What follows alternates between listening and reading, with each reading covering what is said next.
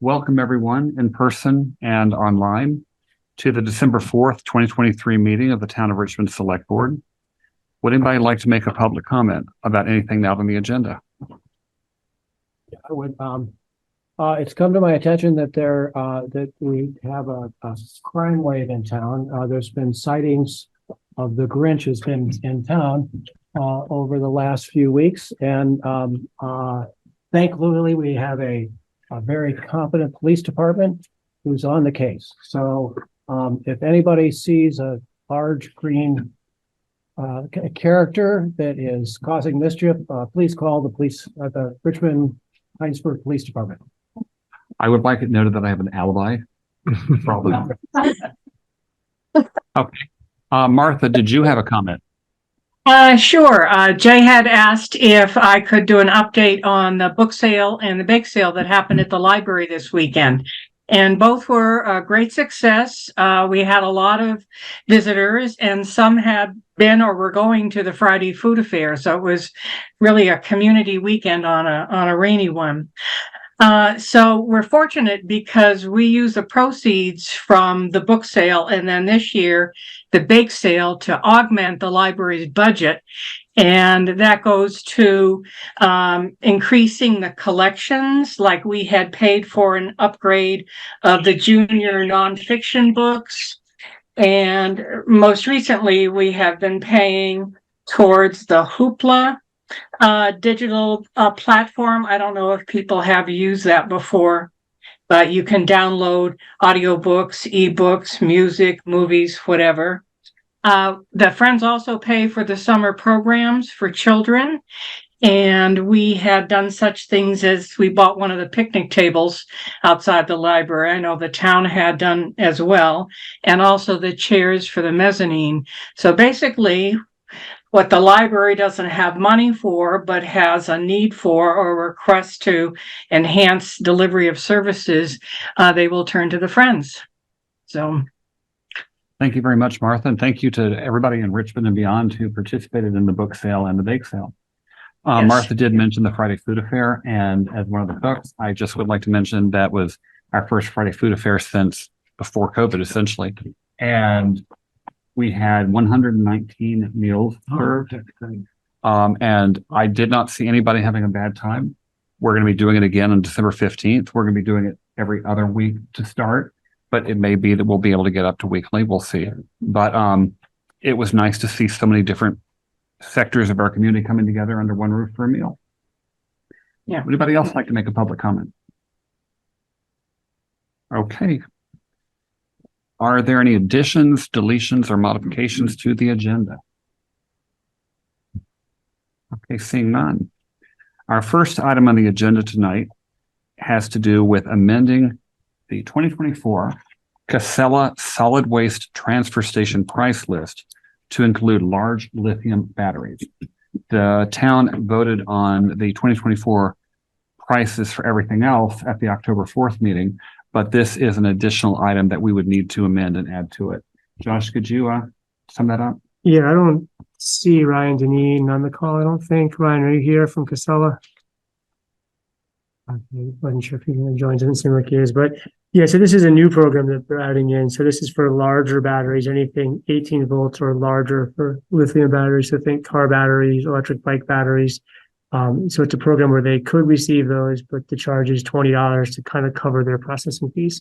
The prices had been in place for 2 years after Casella took over the transfer station, with the agreement that the board would approve 2024 pricing, which was done a couple of months ago. So this is an addition to that price list and wanted to come back to the board since you've got authority over the final prices. So I'm not an expert on lithium or lithium batteries, but what I understand is this is one of those rare metals that's in great demand and increasingly scarce, harder and harder to get lithium from a limited number of places on the planet. So presumably this goes to recycling and the reuse of the lithium, just to be clear, right? Right. They have to be stripped. They have to be rendered into usable use. They have got to take it. So they're just throwing it away and burying it. Right. Yeah, There are costs. And they do say it's a recycling program, but the cost to obtain the drums for storage is $2,500 per pallet. So there's some cost to that recycling program. So the proposed fee, well, Casella wishes to charge $20 on these items to take care of the costs. Jeff? What surprises me about this is that, a car battery, electric car battery is going to be worth far more than $20, even if it's beyond its useful life for a car. What? It's like a couple 100,000 miles. It's down to 80% of its, its useful recharge rate, which might not be enough for a car, but it'd be enough to keep your house lit for like hours at a time. So I think they're ahead of the curve here on this. But I don't have anything against it. I think if anybody wants to get rid of a car battery, I'll give them $25. Okay. Are there any comments or questions from members of the public at home or on the Zoom? I'm not seeing any hands going up. Would anybody on the select board like to make a motion?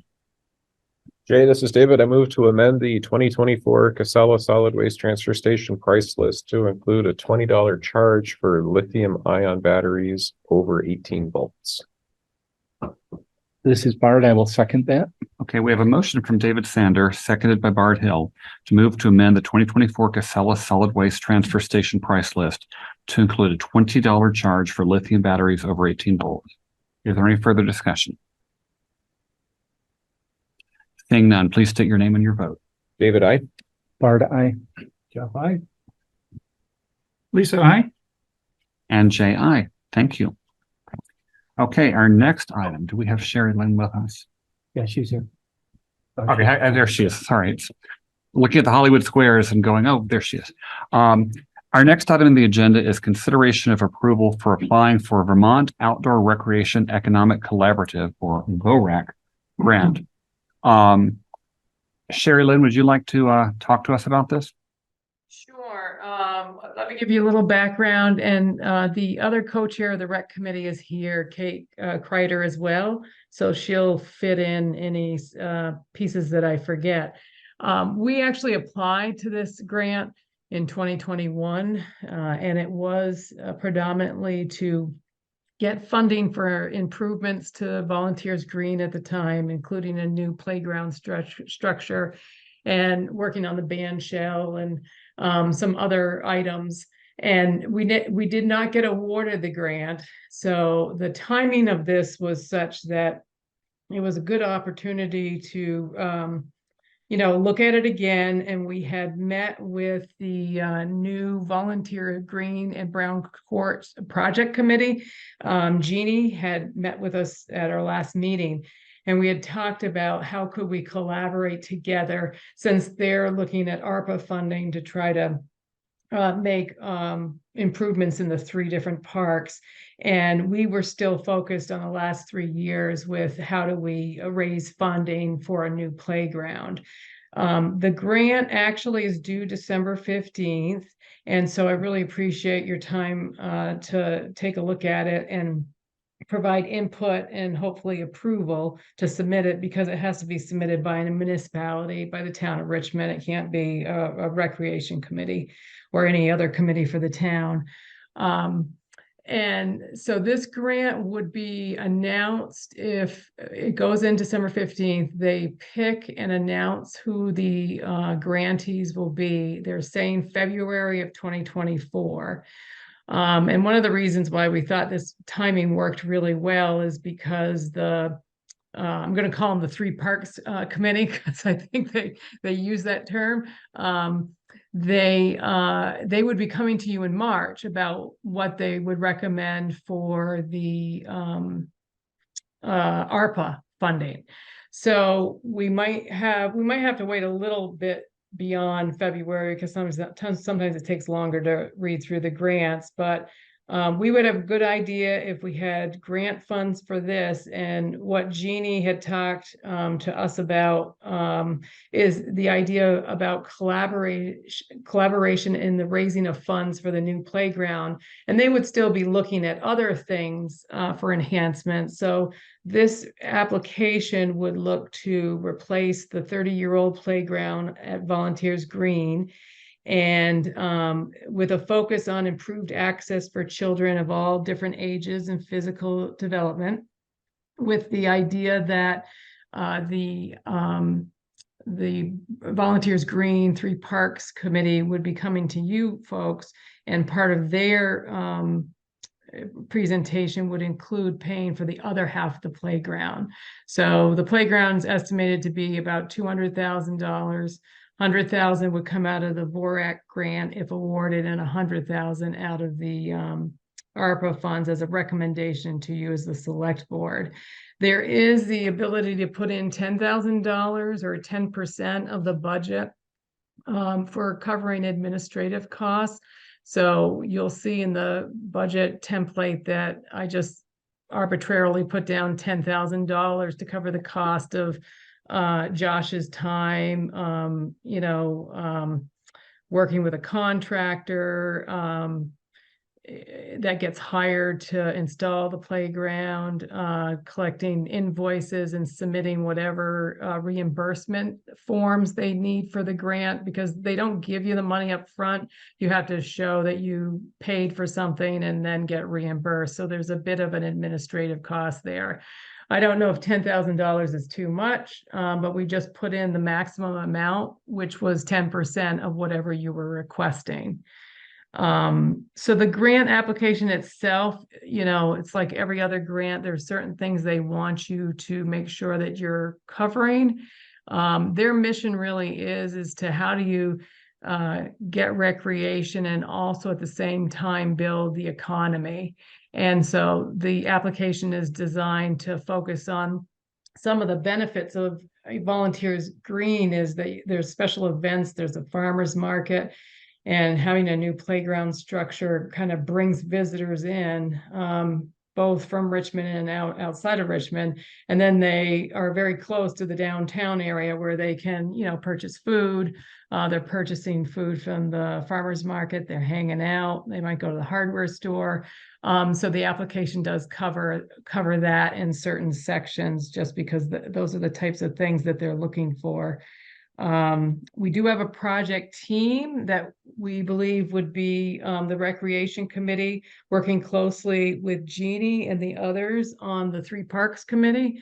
They have a great idea Jeannie's collecting quotes from contractors now. So she'll have those. She also is including in the quotes asking for what's the cost of maintenance on the playground structure. And she's reached out to childcare providers who use the park, because the one issue with the playground currently is it doesn't really work for very young children. It works for, more of the 5 and up children. And so we would like a playground structure that could get the toddlers involved as well, and their, physical development at that stage of life.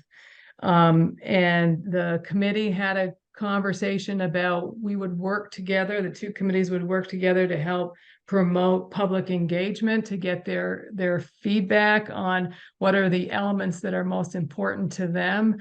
We've already received emails and public comments at the rec committee meeting about people that are really concerned about,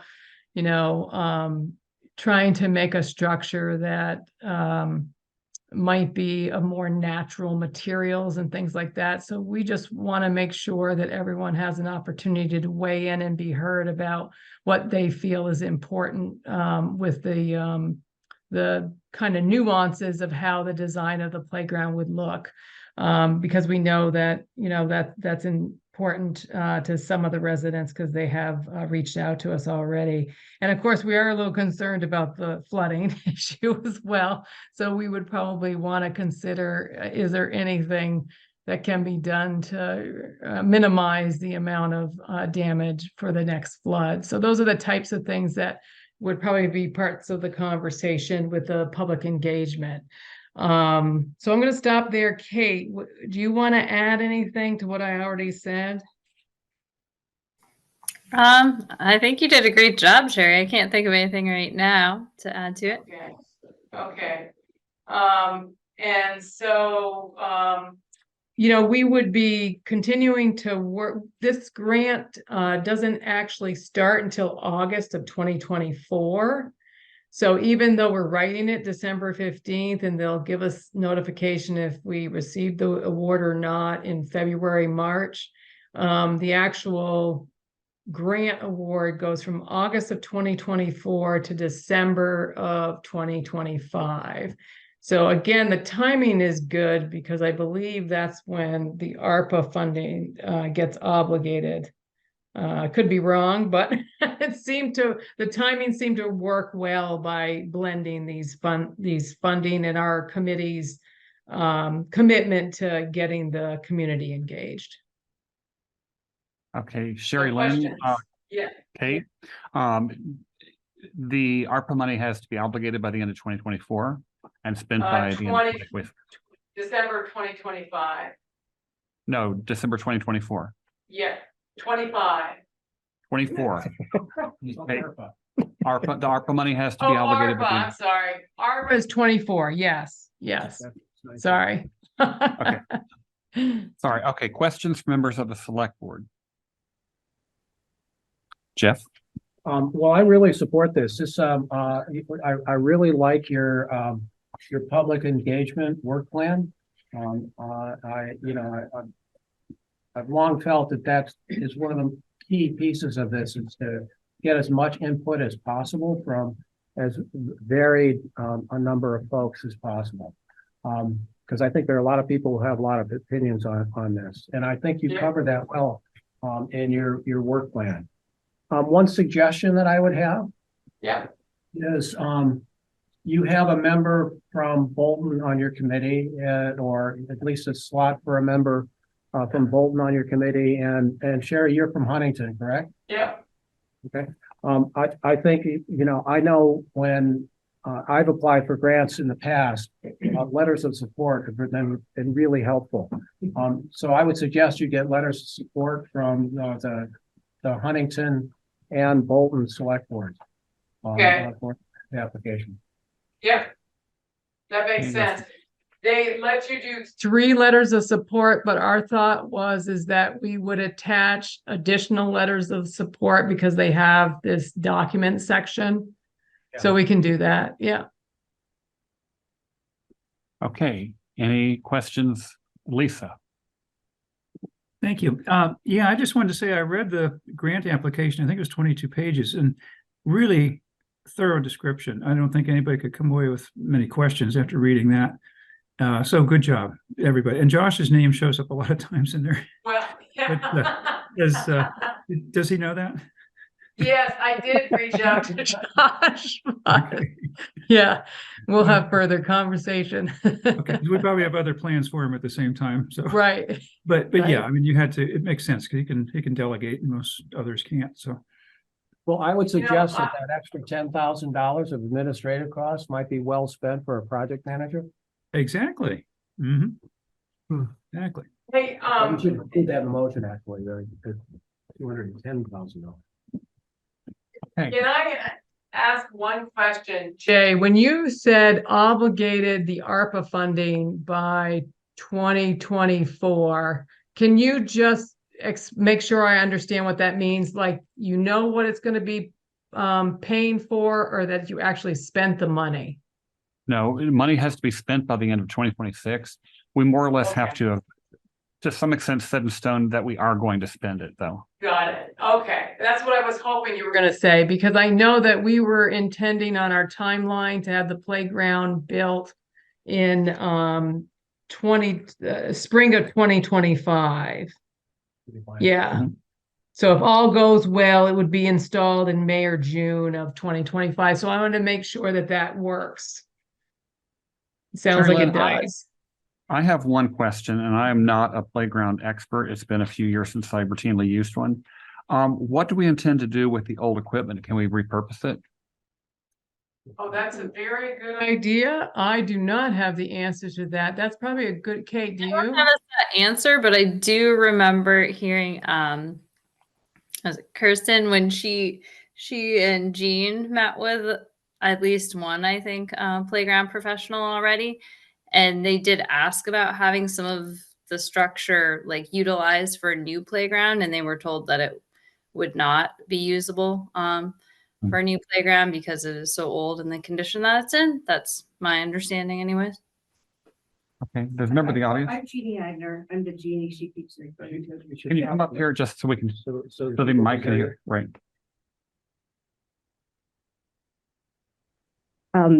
So we've had Kirsten, who she just mentioned from the rec committee, and I have met with three different reps to try to get 3 quotes, and hopefully they'll be here very soon. But we've asked each one of them about, is there anything that could possibly be saved? And it was not a thing. Perhaps the swings, maybe. But so, and there's some pieces right now that are just, it's in really bad shape. Mhm. I would love to even see if we ended up getting all the quotes and got it all together, I think it could even work sooner than that to get it installed, because the other one has some pieces that should probably be removed right now. Mhm.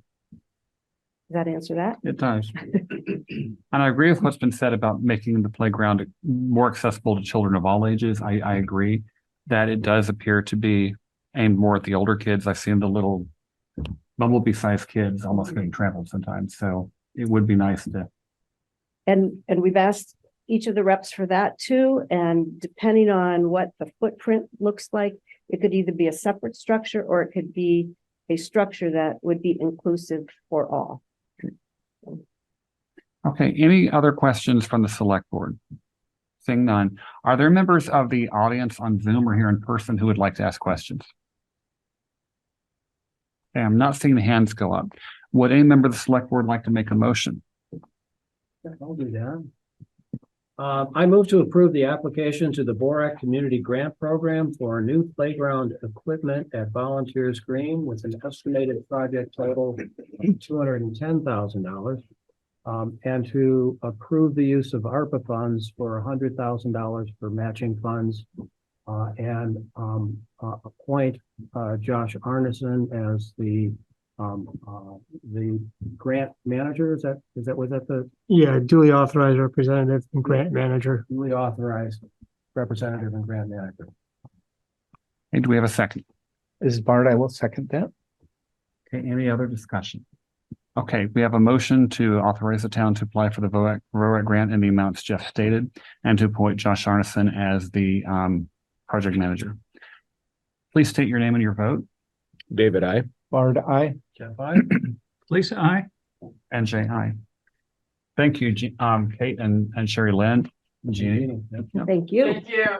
And we will be back probably another time to talk about just maintenance, of the playground, because Jeannie was getting some quotes for what that would cost and looking at the town budget for how that might work. So just wanted to put a tickler in. I'll contact Josh. Thank you so much. We really appreciate you all. Thank you. Yeah, thank you. Okay, our next item on the agenda has to do with speed on our town streets. As a lot of people know, we have safety issues on some town roads, Heinsberg Road, Cochran Road, elsewhere too. David always likes to say, and Kenyon Road. And Canyon Road. And there are a lot of questions that come up routinely. People are absolutely entitled to ask these questions. If I lived right in the middle of these speed zones, I'd be upset too. As it is, I walk through them, but I don't live there.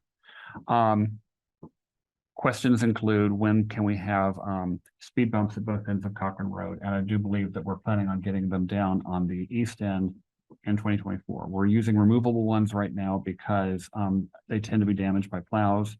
We may ultimately go to more permanent structures, but at least for now, we're going to be probably putting removable ones at both ends. But specifically about tonight's topic has to do with the speed limit. Many people write me and say, can we lower the speed limit? In front of my house, they go too fast. I'm terrified to let my kids out of the house, etc. Can we just lower the speed limit? And the answer, the quick and dirty answer is no. But people want to know, why is that the answer?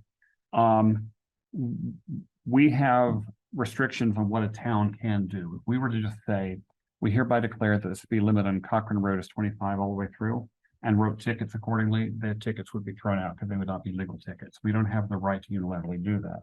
We have to have some documentation. And that's where this concept of a speed study comes in.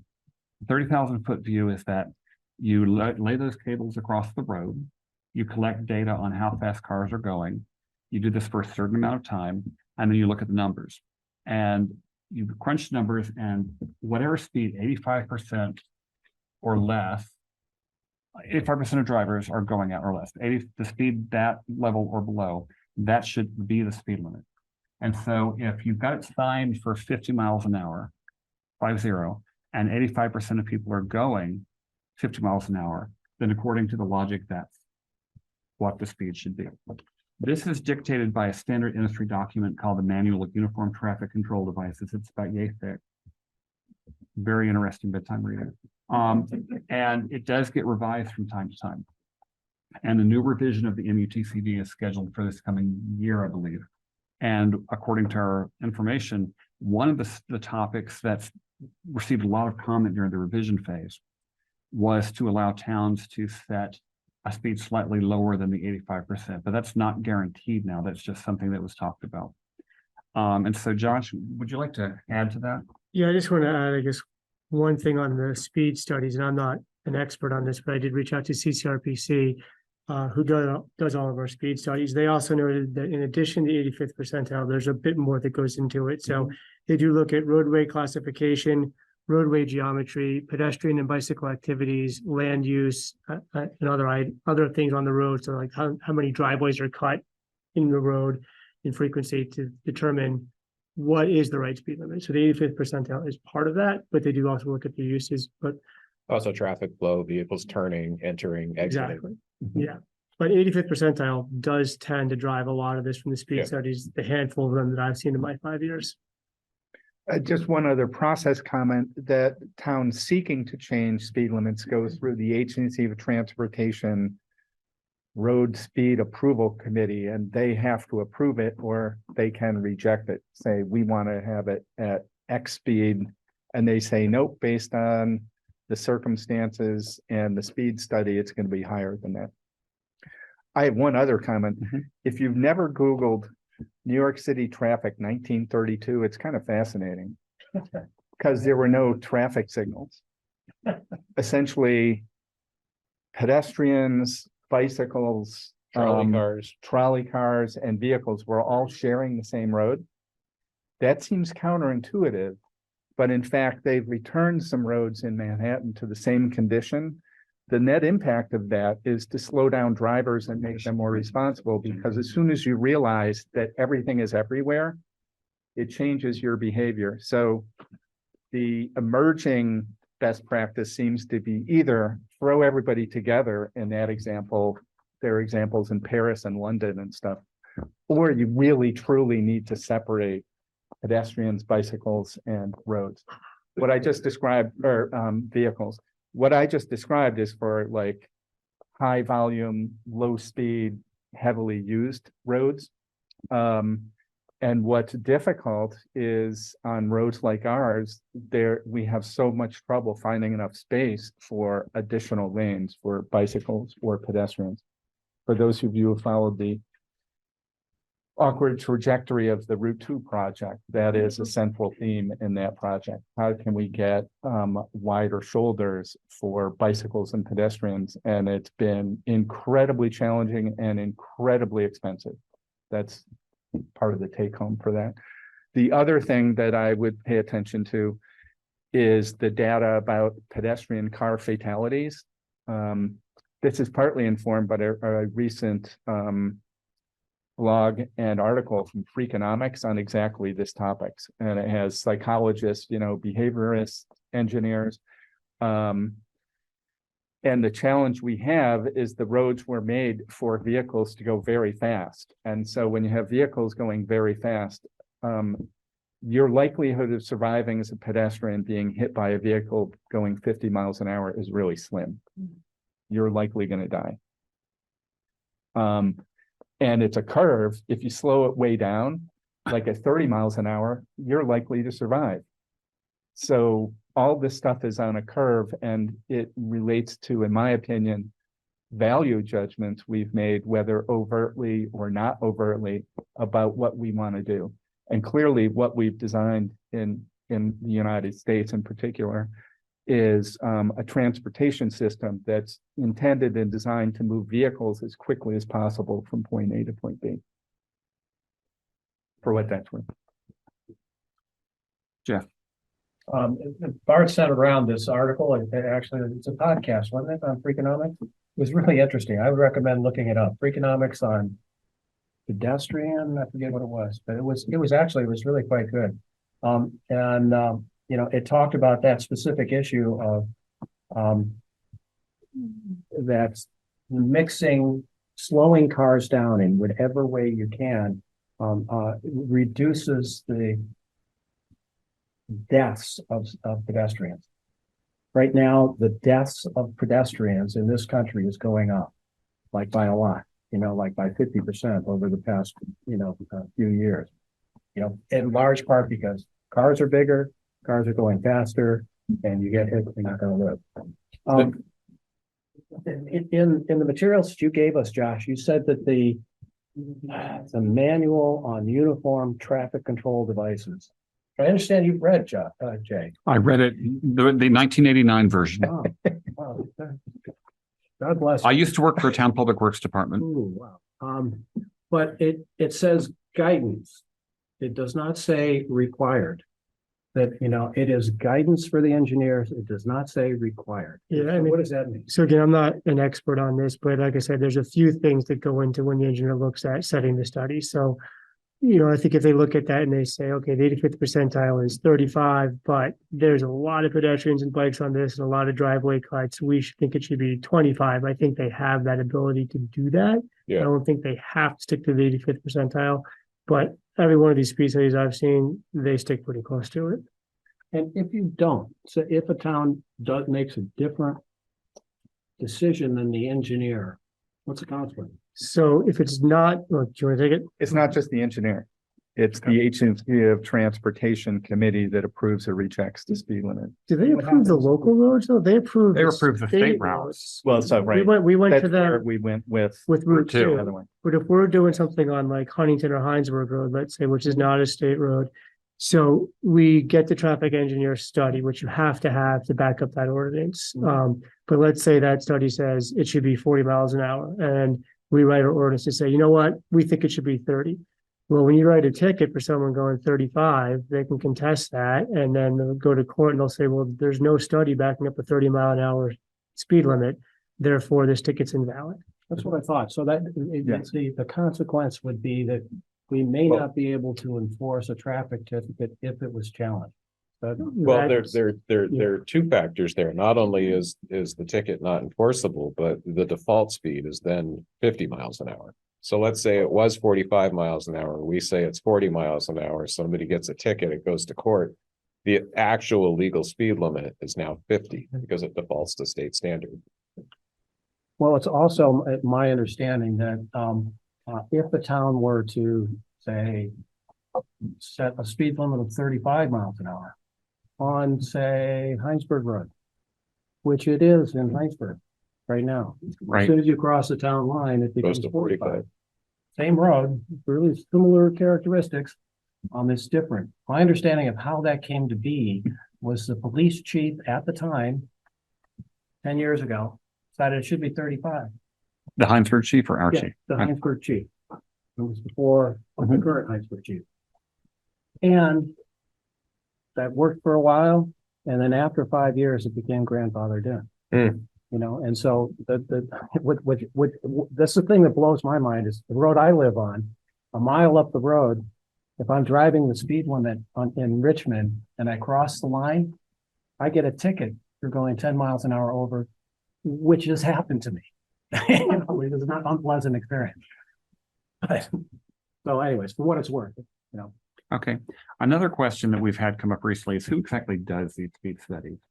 And historically, we've had them done by staff from the Tilden County Regional Planning Commission, CCRPC. But in emails recently, you said that it might be possible that we could do them more immediately by using our police chief. Well, Chief Cambridge had mentioned that the chief in Heinsberg has done these studies in the past, and I haven't gone in depth with him to find out, like, you know, how is that possible? Do you have to have a certified engineering degree to complete one of these studies? So we can do some more research on that and see if, you know, Chief Cambridge could do a study the next time we need it. In the past, we've always, as you said, gone to CCRPC. They have qualified traffic engineers who've done these studies. But if there's another avenue, maybe there is. Maybe it's not clear, but perhaps to call this issue out, the reason we're talking about this is not as an interesting intellectual exercise, right? That the contemplation is, are we going to change or consider changing speed limits? And to be clear, what I've heard is not requests to increase speed limits from residents. What I've heard is requests to reduce speed limits, and then there's always been pushback that happened on Route 2. Yeah. Now it takes a minute longer to get from point A to point B. So that's just to be clear, the contemplation is, should we contemplate reducing speed limits? And there have been several candidates, as we talked about, just to come back to that. That's really the point of this, that it's really considering, should we pursue lowering speed limits on the roads that we named? Right. And speed limits, of course, are only one of several possible means of speed enforcement. The speed bumps that we had on the western end of Cochrane Road seemed to work pretty well. And people who live right there noted that when we took them out for the season, the drag strippers. I'd like to see permanent speed tables at both, basically at both ends of Cochrane Road, and that's something we're looking at. Another thing that has been explored in some towns is what are called chicanes. If you're visualized Lower Main Street in Burlington, there are these very large planters, concrete planters that stick out into the road. And the purpose of those is to try to discourage people. It's still a very wide road, but it makes people weave a little bit to go down the road instead of just flooring it and going straight. And that's actually a relatively low cost option. You don't necessarily have to re-engineer the whole road. You just put a planter here and a planter there. But we are not the experts. CCRPC has engineering experts, and we tend to defer to what they say. But all of us are affected by the excessive speeds. He lives on Heinsberg Road. I walk on Cochrane Road routinely, and I have to jump into the ditch. So I think I can speak for the select board. We are very interested in any legal means we can find to lower the speeds. But the purpose of this being on the agenda is I get emails, I think we probably all do, frequently from residents asking what's going on. And so I wanted to give people in town a chance to ask questions or represent their views. So is there anybody here? John Cart, go ahead. Hi, Can you come up to? I am John Cart. I'm resident here in town and on the transportation committee, and I'll just add on, even cheaper than chicanes. Well, I guess probably the first thing, based on what you said, is whenever residents that want their roads, the speed limit to drop it, when they see those rubber tubes on the road, they need to be out walking, blocking traffic and lowering that, you know. I think that's the message you were telling everyone. Or leaving their kids' bicycles out on the side of the road and stuff like that. But the other piece is just people drive faster because they feel they have a road wide enough to handle that. Painting lines down the sides of the roads gives the impression that the road is narrower and can slow things down. Right. And it's even cheaper than a chicane. Right. The state talked to us about that. We were promised 5-foot shoulders between the downtown and the park and ride. And if you drive out there, it's clearly not 5-foot shoulders, but in the spring, they're going to be painting them wider. The traffic lane will be narrower, and that will likely have the effect of slowing speeds on West Main. And that is something, that's a very good point to bring up. That is something that we could explore on other roads. Leave it at that. Okay, Jeff. I think that would work really well on Cochrane Road where it's 45 miles an hour. You know, it's a wide straight stretch, and it feels like the interstate. You know, it feels like you could go really fast there. And people do, yeah. People do, you know, another thing that I thought was like super cool. I don't know if people looked up, Lee Diamond sent a link in Front Porch Forum to what they're doing in what, Sweden or Norway or someplace, where they're painting crosswalks Oh, that look three-dimensional. yeah, So they look like they, you know, it's an artistic way to slow people down. And I thought that was like super Right. cool. Trump oil barriers. Okay, Kara, please go ahead. I just would like to just watch how we joke around with people blocking traffic. When Bart had started with saying 50 miles per hour, you probably won't survive, and 30 miles per hour, you might survive. That just because the speed study is being done to get out in traffic, I know everybody is joking around, but I think this is a very serious matter. So I just want to be very cautious of that. But I have asked for the past, I think, over 5 years for you to do stripes on the side of the roads, on all the roads, because from a new driver to an old driver, that is a very helpful thing, because I think in the driver's manual, it still says that you should not look at the center line while driving, but you should look at the line on the right-hand side of the road, and that's a safety thing. So I would like to repeat that request that lines be painted on the sides of the roads, on all roads that are paved. Thank you. Kara, that's an excellent point, one I would agree with. I saw in the chat, Patty Brushett says, I agree. I assume, Patty, you were agreeing with what Kara said?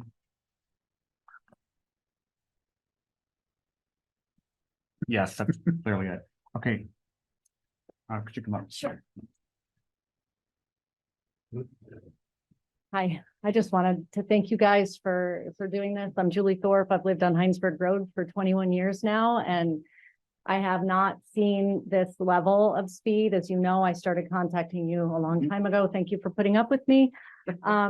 But I now have a new teenager that's waiting on the side of the road, and it is quite scary. The dump trucks are, I think, the worst offenders. So I don't know if they're town of Richmond or where else they're coming from. I know there's a lot of construction going on, but when I did talk to the Heinsberg police chief, he had mentioned black boxes that you can put up above and monitor the speeds for some additional data that might be helpful in making your case. And I thought he said that he was actually the one who got the speed limit lowered, but maybe I misunderstood him. So I think he has quite a bit of knowledge on that and seemed very invested in helping us, you know, I know he's probably super busy right now, but I just appreciate for letting me know about this tonight, because it is quite death defying out there now. And like I said, they turn Phase Corner and it's a drag strip. And, you know, I know you mentioned that you're going to be getting a speed sign for us because it's 40 Right. on the east side. And then coming around that corner, they think it's 45 right when you turn the corner. And there's,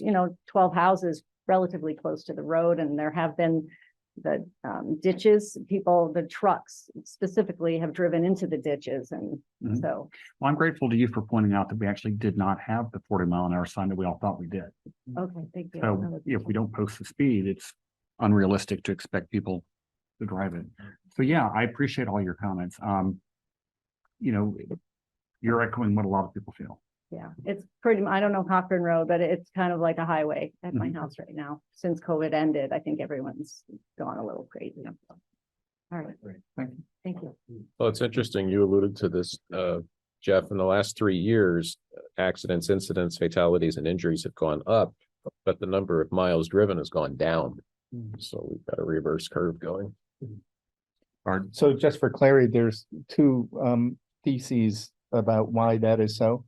The first is, as traffic opens up with fewer vehicles, you drive faster, as opposed to when it's crowded and you have to slow down. The second is, and this is one of the reasons that it makes the Freakonomics article worth listening to or reading, is distracted driving. The psychologist actually has a scale of distraction, starting with listening to the radio, to talk radio, to a phone call, and then it goes up to texting and trying to figure out what's going on your phone. Another key thing they talk about is the idiosyncrasies of modern cars and what it takes to change anything. So you're going to do something and you got to look at the screen for like 30 seconds. I've seen it on the highway a lot. People are like They're not texting, they're using the screen in the middle of their dashboard. So there's the human factor in terms of distraction. And it really is worth reading because they have examples where they have like a gorilla go through a scene and the person's distracted. Did you notice anything in that scene? No, they did not. They did not notice a gorilla crossing the scene because they're glancing up and glancing down. So it's a point about human cognitive and perception processes. To add to what Bard said, when I'm diving into a ditch, more often than not, it's because the person is clearly looking at their phone. Kenny. Hi, can you hear me? Yes. Okay, great. Thank you all so much. That's so great. I'm glad this is being addressed again. I think some really good points were brought out. My concern is, I shouldn't say concern, what I want to voice is, I think what the people of the town need to hear from the town is that the select board is behind trying to do something about the speed limit. And clearly that has happened, and we're moving in that direction with the installment of the speed bumps this summer. I think that's so great. But I think it's hard for us to hear that it sounds like such an arduous process, which we know it is. But if I hear from all of you, like, well, first we have to do this, and then we have to do that, and then this has to happen, and this has to happen, it's not giving me the feeling that there's a lot of you behind. If that's what it takes, then let's do it. Maybe that's what it takes. You know, it does sound arduous and really time consuming, and we may not be able to enforce it when someone gets a ticket. But I think the ultimate issue here is that cars are going too fast and there's a lot of pedestrians. And I feel like what do we want as a community? I think we need to make sure that our pedestrians are safe. So either we provide a better pedestrian way, which, as we know, is limited on, especially on Cochrane Road. I'm sure there's other roads too. I know they go very, very fast on, sorry, not Johnny Brook over there. Kenyon. You know, there's other roads as well where there's pedestrian traffic, but I'm specifically thinking of Cochrane Road at the moment. But any roads in Richmond, if there's a lot of pedestrian traffic and cars are going too fast, we have to do something about it. And I'm sure it's not easy, and I'm sure there's going to be a way to prioritize. But as a town person, I want to feel that even though the process is arduous, that you guys are behind helping to make it happen. So I'm just putting that out there. Hey, Kara? Can I just ask to make sure that you guys check with Pete Goslin and add it into your budget? I know you're in budget season, so that line striping seems to be kicked down, the can is kicked down the road every year because we didn't build it into our budget and it's coming up too late. Can you have a pricing on the line striping for the roads that are in town so we have an idea? Because I mean, I think it's something I'm more than willing to have you guys put in the budget. Well, I think we do, actually. I think, you can correct me if I'm wrong, but I thought Pete said it was like 25 cents a foot. If you're doing both sides of the road, that's 50 cents a foot. We have something like 50 miles of road in town. Not all of them are paved, but you know, you're talking tens of thousands of dollars. And so, you know, yes, maybe and so 100. Yes, and so I'm asking you to put it in the budget and you use some of your 2.5 million unallocated funds to stripe the roads. Thank you. Well, it's not a one-time cost either. Right. Annual. But if we were annual cost. to focus on Heinsberg and Cochrane, and I know there are people who, this is just spitballing. Cochrane from the round church to the bridge is about what, 4.5 miles? I think it's in that ballpark. So that's 22,500 feet, give or take. If that's 50 cents a mile to do both sides, that's $10,000. That seems actually pretty workable to me. Can you Whereas- repeat your numbers, Jeff? Just we're gonna do the math calculation here. You said how much of what? My recollection, and I don't know if anybody has better I wouldn't go recollection. on recollection. I thought it was 25 cents a foot. Be 13,200. And so for both sides of the road, it'd be For 50 5 cents a miles. foot. Okay. And we would also, I definitely think we'd want to look at Heinsberg Road. I would just suggest this is part of the conversation for the budget and to Yep. call Pete in and also talk about priorities, because let's guess Yeah. we're not gonna paint stripes on both sides of every road in 1 year. Yep. Maybe we do. It depends on the price point and the interest in it. It could be a Right, but- 5-year capital plan like they do gravel and paving, Bart. Great idea. No, I agree. Something clearly has to be done. And I love the people at CCRPC, but they're understaffed and they don't turn things around very quickly.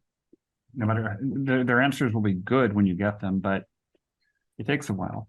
And I am tired of having to tell people maybe next year. Are there other Penny, your hand is up again. Go ahead. Yes, I guess I didn't feel I was quite finished. Oh, I'm so sorry. I guess what would be helpful before you move on to the next agenda item is to let people of the community know where we stand with, I guess it sounds like the next step is this traffic study or whatever is the next step. There's clearly been a lot of voice about this. It's now on the agenda. And so what is the next step? I think that would be really helpful to hear a summary about that before you move on to the next agenda. I'd appreciate that for myself and other Right. community members. Thank you. Two things I could think of that we're doing right now is we are working with CCRPC on a corridor study on Cochrane Road with focused scoping on the 225-mile-an-hour sections. They will come back with traffic calming suggestions that should be wrapping up this spring.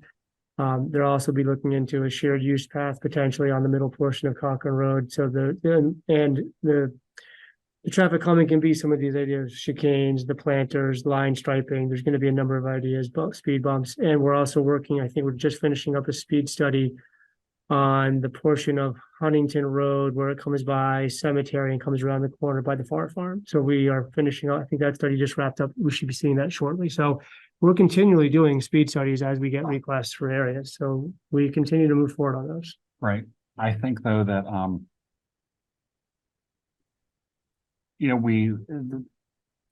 as you said, the traffic corridor study on 225-mile intersections on Cochrane Road, but we're not focusing so much on, we're not really doing anything on Heinsberg Road right now.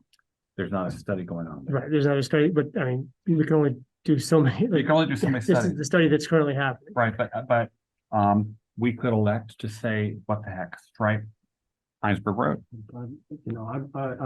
I think, so next week, next Monday, we have a budget meeting.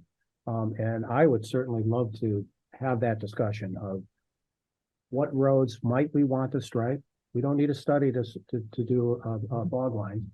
And how much they might cost. So, maybe we could have that as part of our discussion next week. And also how much it would cost to go from temporary speed tables to asphalt speed tables that we don't take in and out. I defer to Pete on a lot of things. Yeah. He's an expert, but other towns have permanent tables and I don't know why we have to have temporary ones. John. I'll just jump in one last thing and say, the quicker you get the lines painted or do other things to slow the traffic down, the lower that 85% speed average is. And then you can also get, tickets written at the lower speed too. So don't wait for the traffic study to do the other stuff. Right, very good point. If we put the lines in and the average speed drops to 37 miles an hour, then we have prima facie justification to set the speed limit to that. So I think that's definitely worth exploring. And allow potholes, don't fill the potholes. We've talked about digging big pits on Kenyon Road just for one, but okay. There are such a thing as speed dips as opposed to Right. speed bumps. It might be easier. But I think, I'm not in any way pointing a finger at previous select boards, but I think the situation is getting worse with each passing year. Distracted drivers, I mean, I have a new Toyota RAV4 hybrid and I get so confused driving that thing because everything involves going to this computer screen and I pull over and go, no, I'm going to pull over, honey. And then 10 minutes later, we figured it out. One day I'm gonna get better, but still think about how many people are out there driving and not doing that pull over. My cars have knobs and buttons. Yeah, but you're driving cars that were built by Captain Caveman, so. No, I'm being mean. He has some cars that are modern. Any other questions or comments? Comments especially from anybody on the call or here in person? Okay, Penny, go ahead. Yeah, so I just want to confirm, it is a priority to address, am I hearing that it is a priority for the select board to pursue a traffic study on Cochrane Road?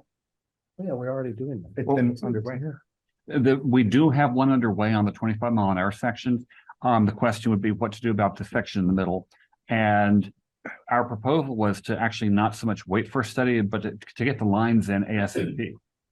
And then once people hopefully have slowed down a little bit, that's our time to do the traffic study, because then we're going to get better numbers, hopefully.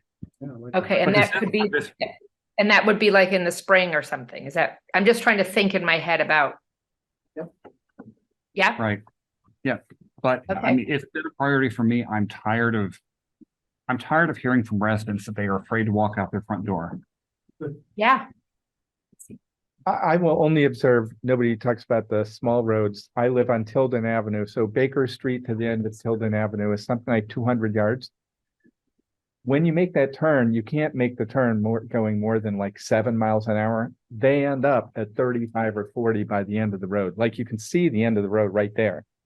And people accelerate, not everybody, typically people visiting the cemetery who are probably not in a hurry to go anywhere, the current inhabitants of the cemetery, but they literally down this short stretch of road are suddenly going 35, 40 miles an hour. It's really striking. And that is more common than it used to be. You know, I'm going to add one thing to that. Sometime back, Francis Churchill, who lives in the 25-mile-an-hour section of road at the eastern end of Cochrane, came to us and asked if we would fund and help develop a safe streets project. And he's been working, John, with your committee. Could you give us an update on where we stand on that? No. But I know I've seen messages from Francis and companies that they are continuing to work on this.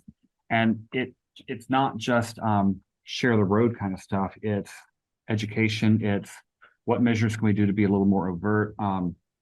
Denise. Denise Barnard. I live off Cochrane Road, and I'm being the devil's advocate here, but I just want to bring it to your attention. For the last 2 years, we've had major construction on Route 2. People don't use Route 2 anymore because they either get stuck in the traffic and they're late to work. I don't even use it anymore. I always go Cochrane Road now. Mhm. So you've got twice as many people using Cochrane Road than ever was before. Mhm. So, and there's new drivers that typically never use Cochrane Road. So it's not locals so much using Cochrane Road, it's everybody uses Cochrane Road. So the last 2 years, you've seen a significant amount of additional traffic. In my opinion, I almost think it's unfair to do a traffic study until all the construction is done, which I know is going to be a long time. But just devil's advocate. Okay, Susan Wells, who lives in possibly the absolute ground zero of speeding on Cochrane Road. Yeah, and so I've been involved with this for quite a while. As Josh mentioned, and I'm on the transportation committee, as Josh mentioned, there is a study that has begun for both ends of Cochrane Road, but also for that middle section. And so we expect a report back from the contractors through CCRP by spring sometime. So that's going to address a lot of the safety issues for Cochrane Road.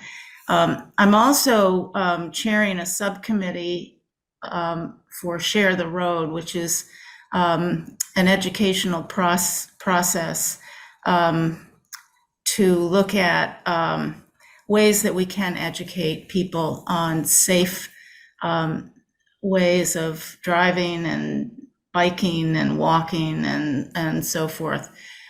So we're going to have a contest in the spring for some display, yard displays and signs. And we're getting the schools involved and making posters, and we've got a lot of plans. So we're in the process of doing that, which is a major educational project. Thank you so much for sharing. That's the information that I was victimizing John and trying to get. Thank you for filling in. I mean, I think that's a great idea. It just can't be the only solution. You know, it's going to be a combination of things if we're going to make progress out there. Real quick one. Hi, Diane Mariano over on East Cochrane Road.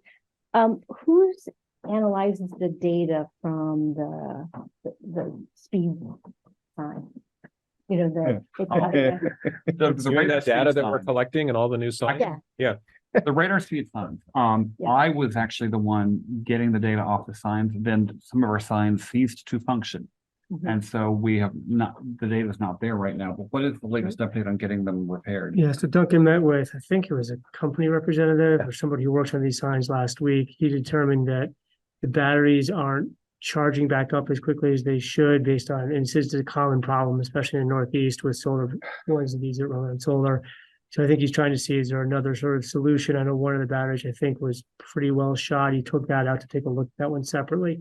So a bit of a work in progress, but it does sort of seem that we're narrowing it down to a battery and a solar recharging issue. The one comment I have, the one on East Cochrane, is that if we're looking for averages of speed, you need to take off anything from 17 miles an hour or below, because as watching those signs, anyone pulling onto Cochrane Road or making a turn off of Cochrane Road onto Duxbury Road, As long as they do it. they slow down. So that has to be taken out of the average. And if anyone wants any help, happy to help out a little bit. I'll just say, in terms of the 85th percentile, that could be the good news.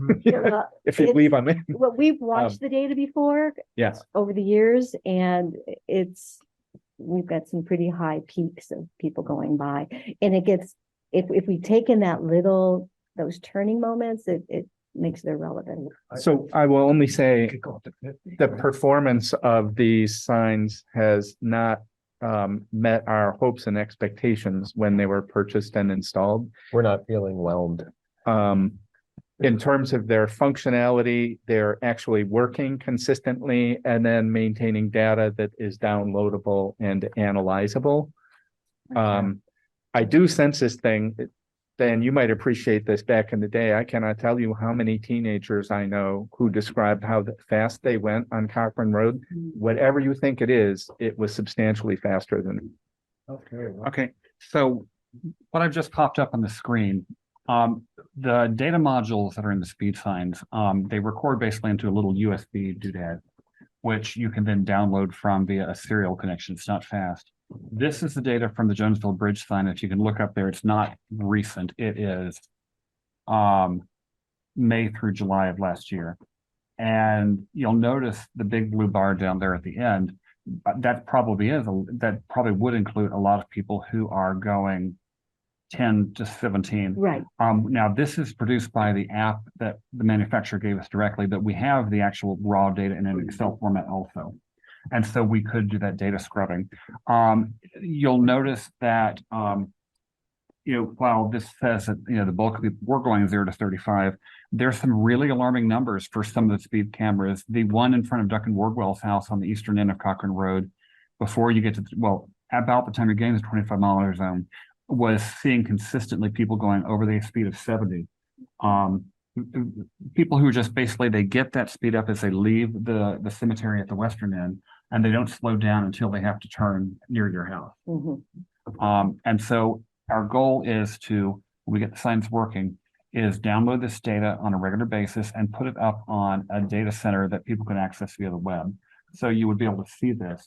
We were starting working on that, and then the signs. Jay, can we assume with the highest speed of 99 miles an hour that they only go to 2 digits? There is a possibility that I'll check the others to see if we have higher, maybe it only has 2 digits. right. This data is, are able to get this from cameras on, there are residents here who, who have done, I know somebody on Brown Street, I think they were all doing it. And so we could gather less, I don't know, if you wanted Right. neighborhood watch groups to establish something like this, where we don't have to pay thousands of dollars. And it is data, it's in the hands of residents, but just a thought. Jeff? I would suggest we have actually a long agenda, and this is, I love this topic, but, I think our next step have to do with money, for next week, line striping would be money. And I would suggest that we put this on a future agenda, probably after our budget, and then before town meeting, brainstorm, other ideas we might be able to implement in the spring. Right. I want to have a plan that's going to do concrete change this spring. I don't want to keep kicking it down the road. Bart, did you have anything? No. Okay. So, last chance for the moment.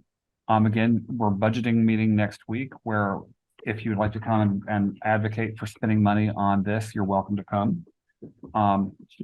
Otherwise, let's hop on to our next agenda item. Okay, our next agenda item is consideration of making an appointment to the Andrews Community Forest Committee. Very briefly, the Andrews Community Forest Committee has a slightly unusual method for appointing its members. Some of the seats are appointed directly by the Select Board, and others are appointed by recommendation of the Conservation Commission or the Trails Commission. The Conservation Commission and Trails Commission also get to have one direct rep. Did I have that right, Ian?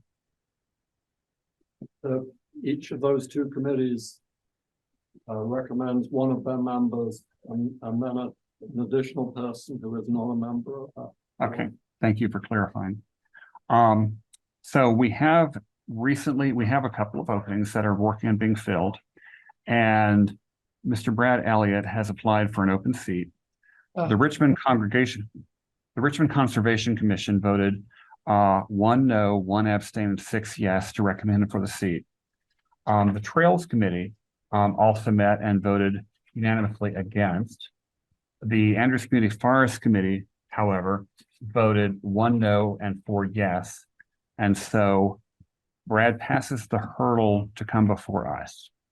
And the question before us tonight is what action we'd like to take. So Brad, you are right there. Yeah. Would you like to come up and introduce yourself to us and tell us why you want to be on the committee? Absolutely. Thank you. It was a good discussion. The traffic, I enjoy that. Yeah, my name is Brad Elliott. We live on Sniper Island Road, and we've been there, I guess, 31 years now. I'm applying for the Andrews Forest Committee, Andrews Community Forest Committee. My other, excuse me, my other experience in town, I spent a number of years on the Conservation Commission. I've helped actually a couple of planning commissions in the drafting of the town plan, especially the natural resources section, and that includes the current one. I was also on the interim steering committee for the Andrews Forest, right as soon as it was purchased by the town, and worked with just a very diverse group of volunteers to draft the first management plan, which is the current management plan. In addition, I've served on the board of the Richmond Land Trust for 22 years, and helping conserve and steward hundreds of acres of land in Richmond, aimed at protecting and enhancing the natural, agricultural, historic, and to a large extent, the recreational resources that those lands hold. We're all aware that updating the management plan for the Andrews Community Forest has not been an easy task. I've been part of the sometimes turbulent efforts to do that. We found it, and not just myself, but we found it difficult with prior committees. And I want to make that distinction, prior committees, to engage them in open, productive dialogue about a bunch of issues that we brought up over the months and even years. As I said, I haven't been alone in that. I've joined with others, such as past Select Board member John Cart, to express concerns about committee processes and the divergence of its proposals from town policies, legal mandates, and abundant scientific knowledge. While that experience has given us all much to learn from, I feel we've now moved into a totally new era, which is a key reason for me applying to join the committee right now. Its new membership and its new leadership are making good progress toward bringing the Select Board a management plan that I believe you'll wholeheartedly support, one that reflects the conservation easement, the Richmond Town Plan, the town zoning bylaws, and available science. Of course, this is going to require some compromises. We're all going to need to give something in return for all of us to gain a very great deal, namely a thriving, diverse forest, open to all to use, to learn from, and enjoy in many ways. We're fortunate that the forest has 420 acres for us to use in finding those compromises. We're equally fortunate to have a wealth of information to guide our efforts, such as a study that the UVM Field Naturalist Program did on the forest. Then earlier this year, our Conservation Commission even brought to town one of the authors of that report, who, along with other experts, discussed how ecological needs and diverse recreational interests can best be reconciled in a place like the Andrews Forest. That kind of open inquiry needs to continue so that it can inform inclusive, productive dialogue aimed at finding the best ways to balance the long-term well-being of the Andrews Community Forest with the goals of our full community, all in light of our town's policy guidance and commitments. I very much hope to be part of that. Thanks for listening and considering my application, and would love to answer any questions you might have. Art? I'll just observe, Brad, we've known each other sort of from a distance, acquaintanceship for a number of years. Mhm. This is interesting to me because I don't know, is it like 2023? Are we like permanently polarized as a society? Because I will say, I've received a handful of emails that were strong supporters of Brad Elliott and a handful of emails and communications that are staunchly opposed to Brad Nothing in the middle. and virtually nothing in the middle. Yeah. So it's just intriguing to me. So I don't know if you have any comments about people who might have said, don't put Brad Elliott on, and what their thinking is and how you might respond to that. Yeah. I had an interesting conversation right after the Forest Committee meeting a couple of weeks ago with the one member who voted against me, who is representing the Trails Committee. So I think that member was, probably felt obligated to do that, but he'd also voted against me at the Trails Committee. But we actually had a great conversation, and I think Ian got to be part of it a little ways in. But we talked about that polarization and how unfortunate it is that, I'll get pegged as a radical tree hugger, and he'll get pegged as a crazy mountain biker. And he considers himself, an ecologist, maybe not an ecologist, but because he is, but has an ecology background, and he's sympathetic to that. And likewise, I'm, sympathetic to riding bikes and, recreation in general. I just think it has to happen in the right places. Yeah, I don't know. I don't know the answer to that. I just sometimes I wonder, I think our society itself really is getting polarized. I think it's easier to get eyeballs when you can have a struggle and have a fight and portray it, if it bleeds, it leads. But how that applies to this, fairly benign committee, and how that's happening, I'm not sure. I know a lot of the letters against me came from prior members of the committee and people that we did have some, difficult engagements with, trying to get them to not technically just listen to us, but engage in that dialogue, and so, ask questions, work things out the way I see you guys do it, which is very impressive. In other committees, I mean, it's been very different from other committees that I've been on. But again, it's a new day there. There's a good bunch of people who seem committed to the process, to dialogue. The other co-chair besides Ian, Daniel Schmidt, the other day, just said some wonderful things about inclusiveness. and trying to draw more people in. People from the community, experts in these various fields, and maybe that will help break that polarization. Thank you. Jeff? I think part of the problem with the societal problem is that, I think it's wonderful that people are passionate about what they believe in. I think it's horrible that we demonize people we disagree with, and we cannot do that. We can't do that on any level. It's okay to disagree, on any particular issue. In fact, it's essential that we do, and have constructive dialogue. But that's what we need is we need constructive dialogue. And so, I would challenge you, Brad, to do that, to have constructive dialogue, with people that you may not agree with. And I'm confident that you will, so, No, the dialogue's great. You just got to get it started. That's all.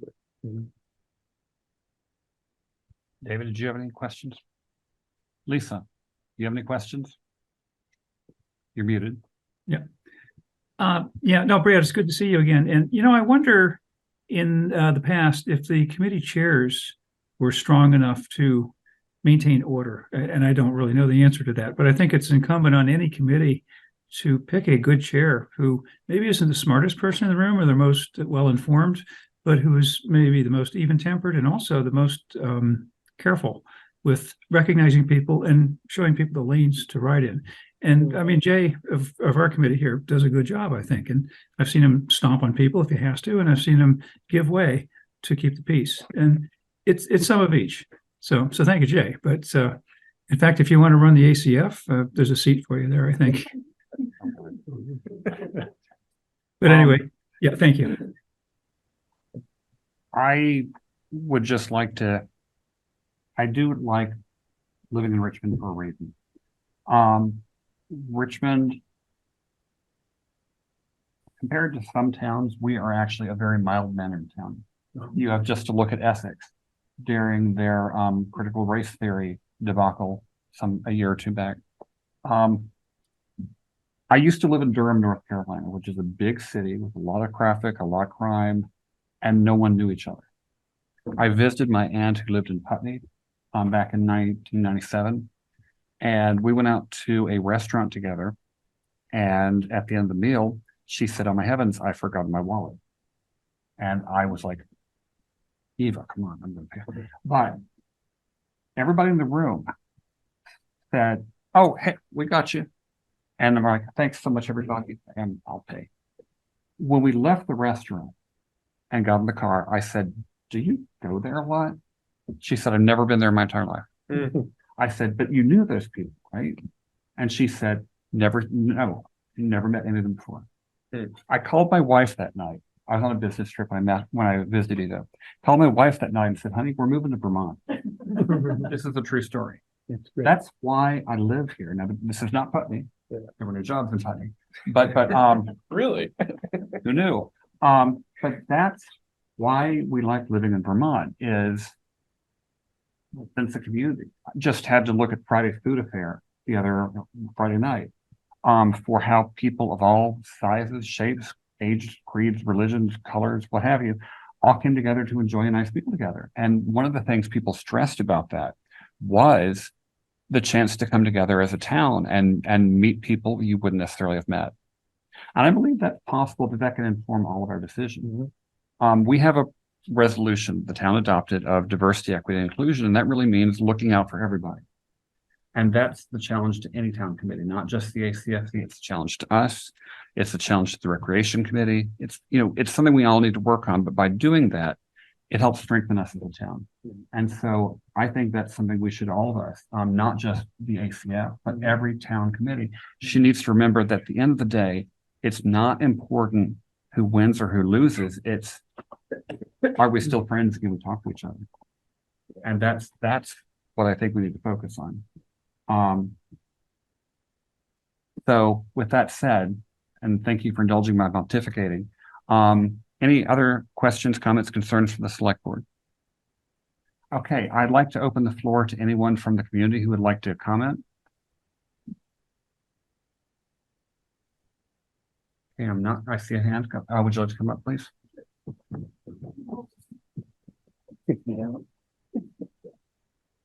I'm Nancy Zimney, just a Richmond resident, and I just wanted to make a comment on Bard's point about this polarization and my own personal view of how I see what's been happening in the last 2 years or so that I've been going to some of the Andrews Forest Committee meetings. And, you know, it's been, and I'm no ecology expert. I'm a 74-year-old grandma and retired, but I've been reading about in various areas. And I know that it's been almost 40 years now that there's been evidence that recreational trails do have an effect on the environment.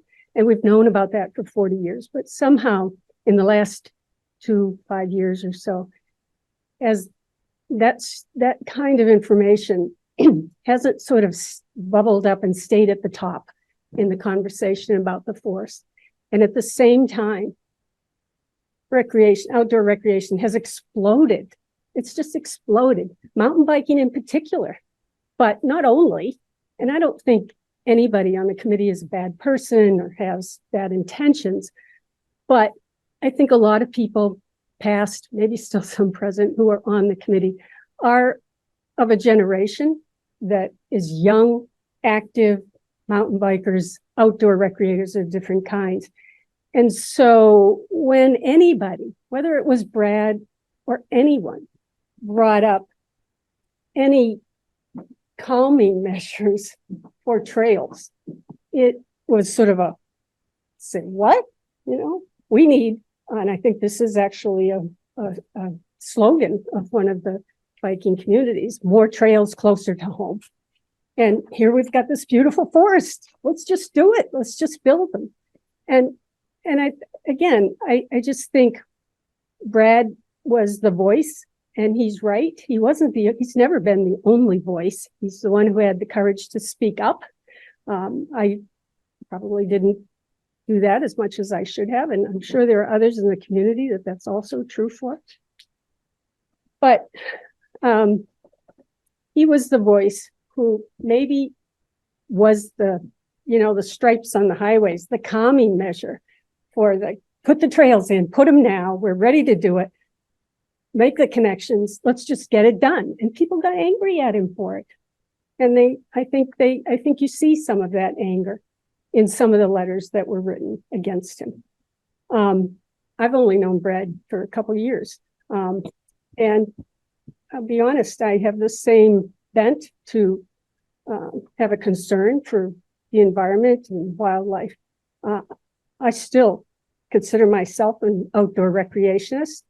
And I just think that Brad, maybe it was a touchy time, and it may still be a touchy time for these things, but I don't think he should be painted as any kind of boogeyman for himself being a bad person or the people who even wrote the letters. I think it was just the situation, given the explosion, the people staying at home, COVID, going outside is a relief.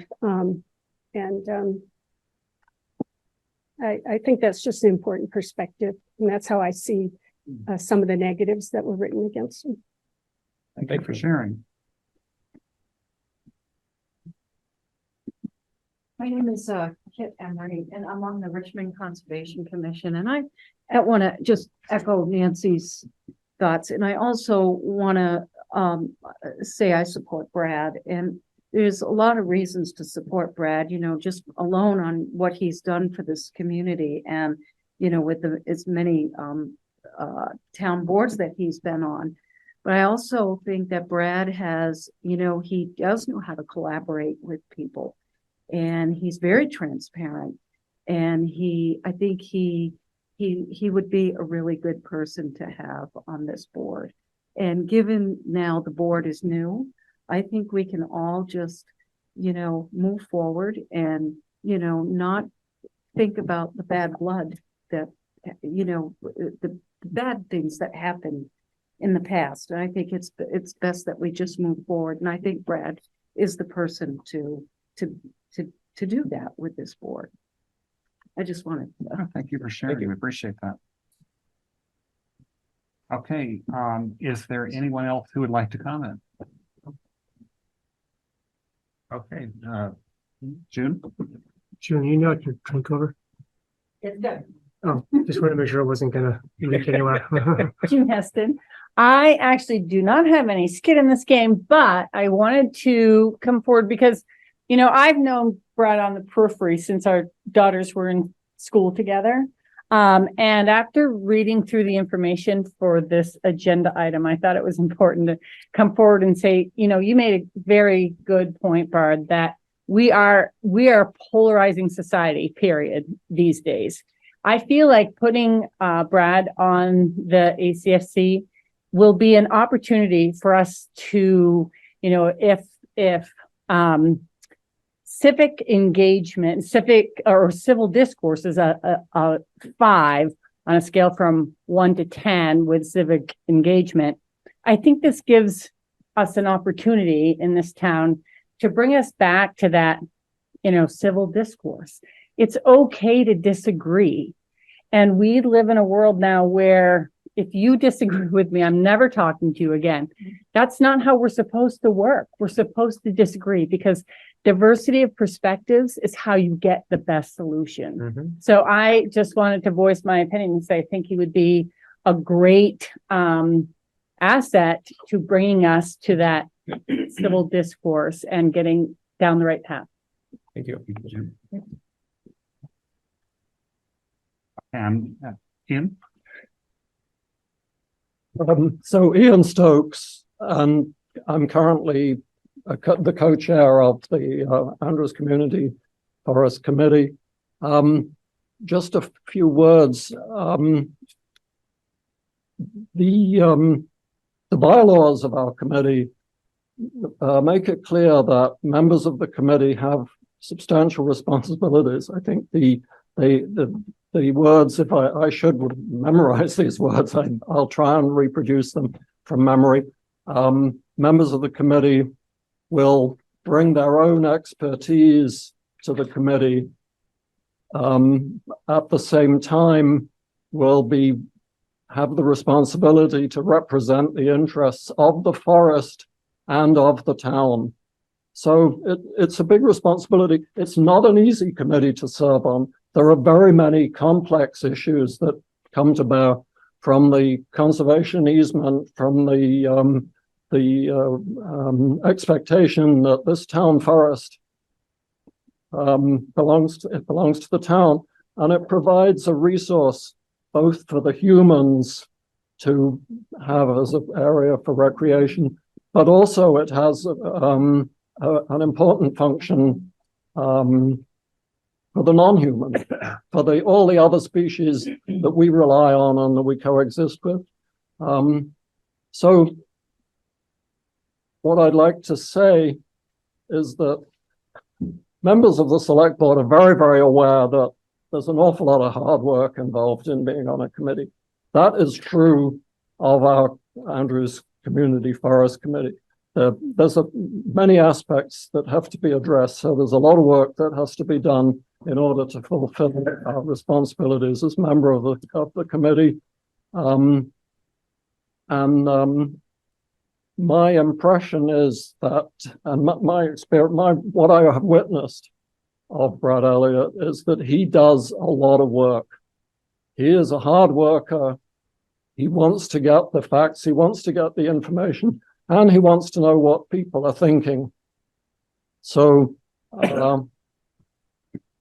with all of that, I would also say that the negative experiences that have been reported in some of the emails submitted, I've personally never experienced those. I've never witnessed those things from Brad. I would like to believe that they represent Brad being in disagreement, but not being divisive. So overall, my impression is that Brad Elliott is a person who is very well qualified and very capable of serving the interests of the town and the interests of the forest. Thank you. Okay, I'm sorry I don't have my glasses on. Daniel, please go ahead. Daniel Wolfson. Hey, thanks so much for letting me add my 2 cents. Yeah, I just wanted to add that I really appreciate all the input Brad has brought to this discussion about the Andrews Forest. And I think it's just really helped us look at all the different aspects and make a more informed management plan. And I do think he has asked some challenging questions, but I think that's been actually really great. And all the amazing conservation projects he's done for the town, I think, are a testament to his ability to be collaborative and a team player. And finally, just, this has been a lot of diverse opinions on this project. And I just don't think that we can pin all of that on Brad, because it's a shared responsibility, and bringing everybody together and having dialogue and just having lots of different ideas at the table, I think is a strength and will ultimately lead us to the best outcome for our community. So thank you. Thank you, Daniel. Appreciate the input. Okay. Is anybody, okay, I'm not seeing their hands up. Are we ready for a motion? So I move to appoint Brad Elliott to the seat on the Andrews Community Forest Committee that is recommended by the Conservation Commission, which term ends in 2026. Jay, this is David. I'll second. Okay, we have a motion from Jeff Ford, seconded by David Sander, to appoint Brad Elliott to the Andrews Community Forest Committee for the seat, It's the Conservation. for the Conservation Commission recommended seat, for the term ending in 2026. Lisa, you can hand up. Mr. Chairman, could I just enter something into the record that's relevant? Sure. Okay, thanks. I don't know if anybody's seen this recently. This is the, I hope it's not backwards, most recent November, December 2023 Vermont Sports magazine. It's available, it's free. On the inside, there's a very interesting, timely article. I can't read it while I'm holding it up for you, but is access to Vermont trails at risk? I would suggest that anybody who's considering serving on the Andrews Community Forest, or even just listening to the community forest, or using the forest, or managing the forest like we are, read this article. You'll come away with your own questions. And I think it's a good article because it states some points of view, and it also triggers, well, at least it triggered me, some thoughts that I probably wouldn't have had otherwise. You may agree with it, you may not agree with it. That's fine. But I think it'll stimulate your thinking. And I hope I'll bring this to the Forest Committee next time they meet also. All right, thank you. Thank you. Okay, please state your name and your vote. David, I. Bard, aye. Jeff, I. Lisa, aye. Jay, aye. Thank you. And thank you all for your constructive discussions, your constructive points. And Brad, welcome to the ACFC, and thank you in advance for the hard work, because I know it's going to, as people have said, there's a lot to be done. Thank you. Okay. Chair, Yes. I apologize. May I ask a special request? You have 14 plus or minus people here to listen to your discussion on H. And I'm wondering if, and I apologize for being late. I was in the parking meeting next door at 6. I apologize for being late, not asking this at 7. Could we, is there any way possible we could move that up sooner rather than later? Okay. Item H is in relation to Brown's Court possibly being used for housing. Any objection to moving it up? Seeing none. Okay, then we can go ahead and discuss H. So, Bard, do you want to? So I will say it's the Browns Court field is not in my backyard, but it's about 150 yards from my property line up the hill. I've probably spent more time on that field than anyone except the neighbors from coaching softball on that field for something like 7 years back in the day. So this keeps coming up, and it's really embedded in the question of housing. So what I've seen is increasing focus on what can we do for housing? And there's a conspicuous focus on affordable housing, which means lots of different things, but any kind of housing anywhere. It is absolutely clear to me that the legislature has gone down the path of any place there's water and sewer is in a different category for expedited development for housing. And in our town, there's not a whole lot that's on water and sewer, which is one of the reasons that it comes back up as a discussion. I know the housing committee talked about this. They scanned and said, where are the places in Richmond? And so people have talked, in the gateway. Well, there isn't water sewer in the gateway. And the evidence over discussions of close to 10 years is there's no daddy warbucks ready to pay to put water and sewer into the gateway, which is a substantial investment. The floodplain hems us in. It is clear to me that we have a softball field on Browns Court and we want to maintain a softball field on Browns Court. So at least my perspective is to have a conversation about, is it possible to have more than one thing? In my recent forays up there, I frankly haven't seen softball played. I've seen dog walking. There's probably other activities. If it were my backyard, closer to my backyard, I'd probably use it for things like throwing a frisbee for my dog, etc. So I am absolutely certain that the local neighbors in that neighborhood have a strong opinion about it.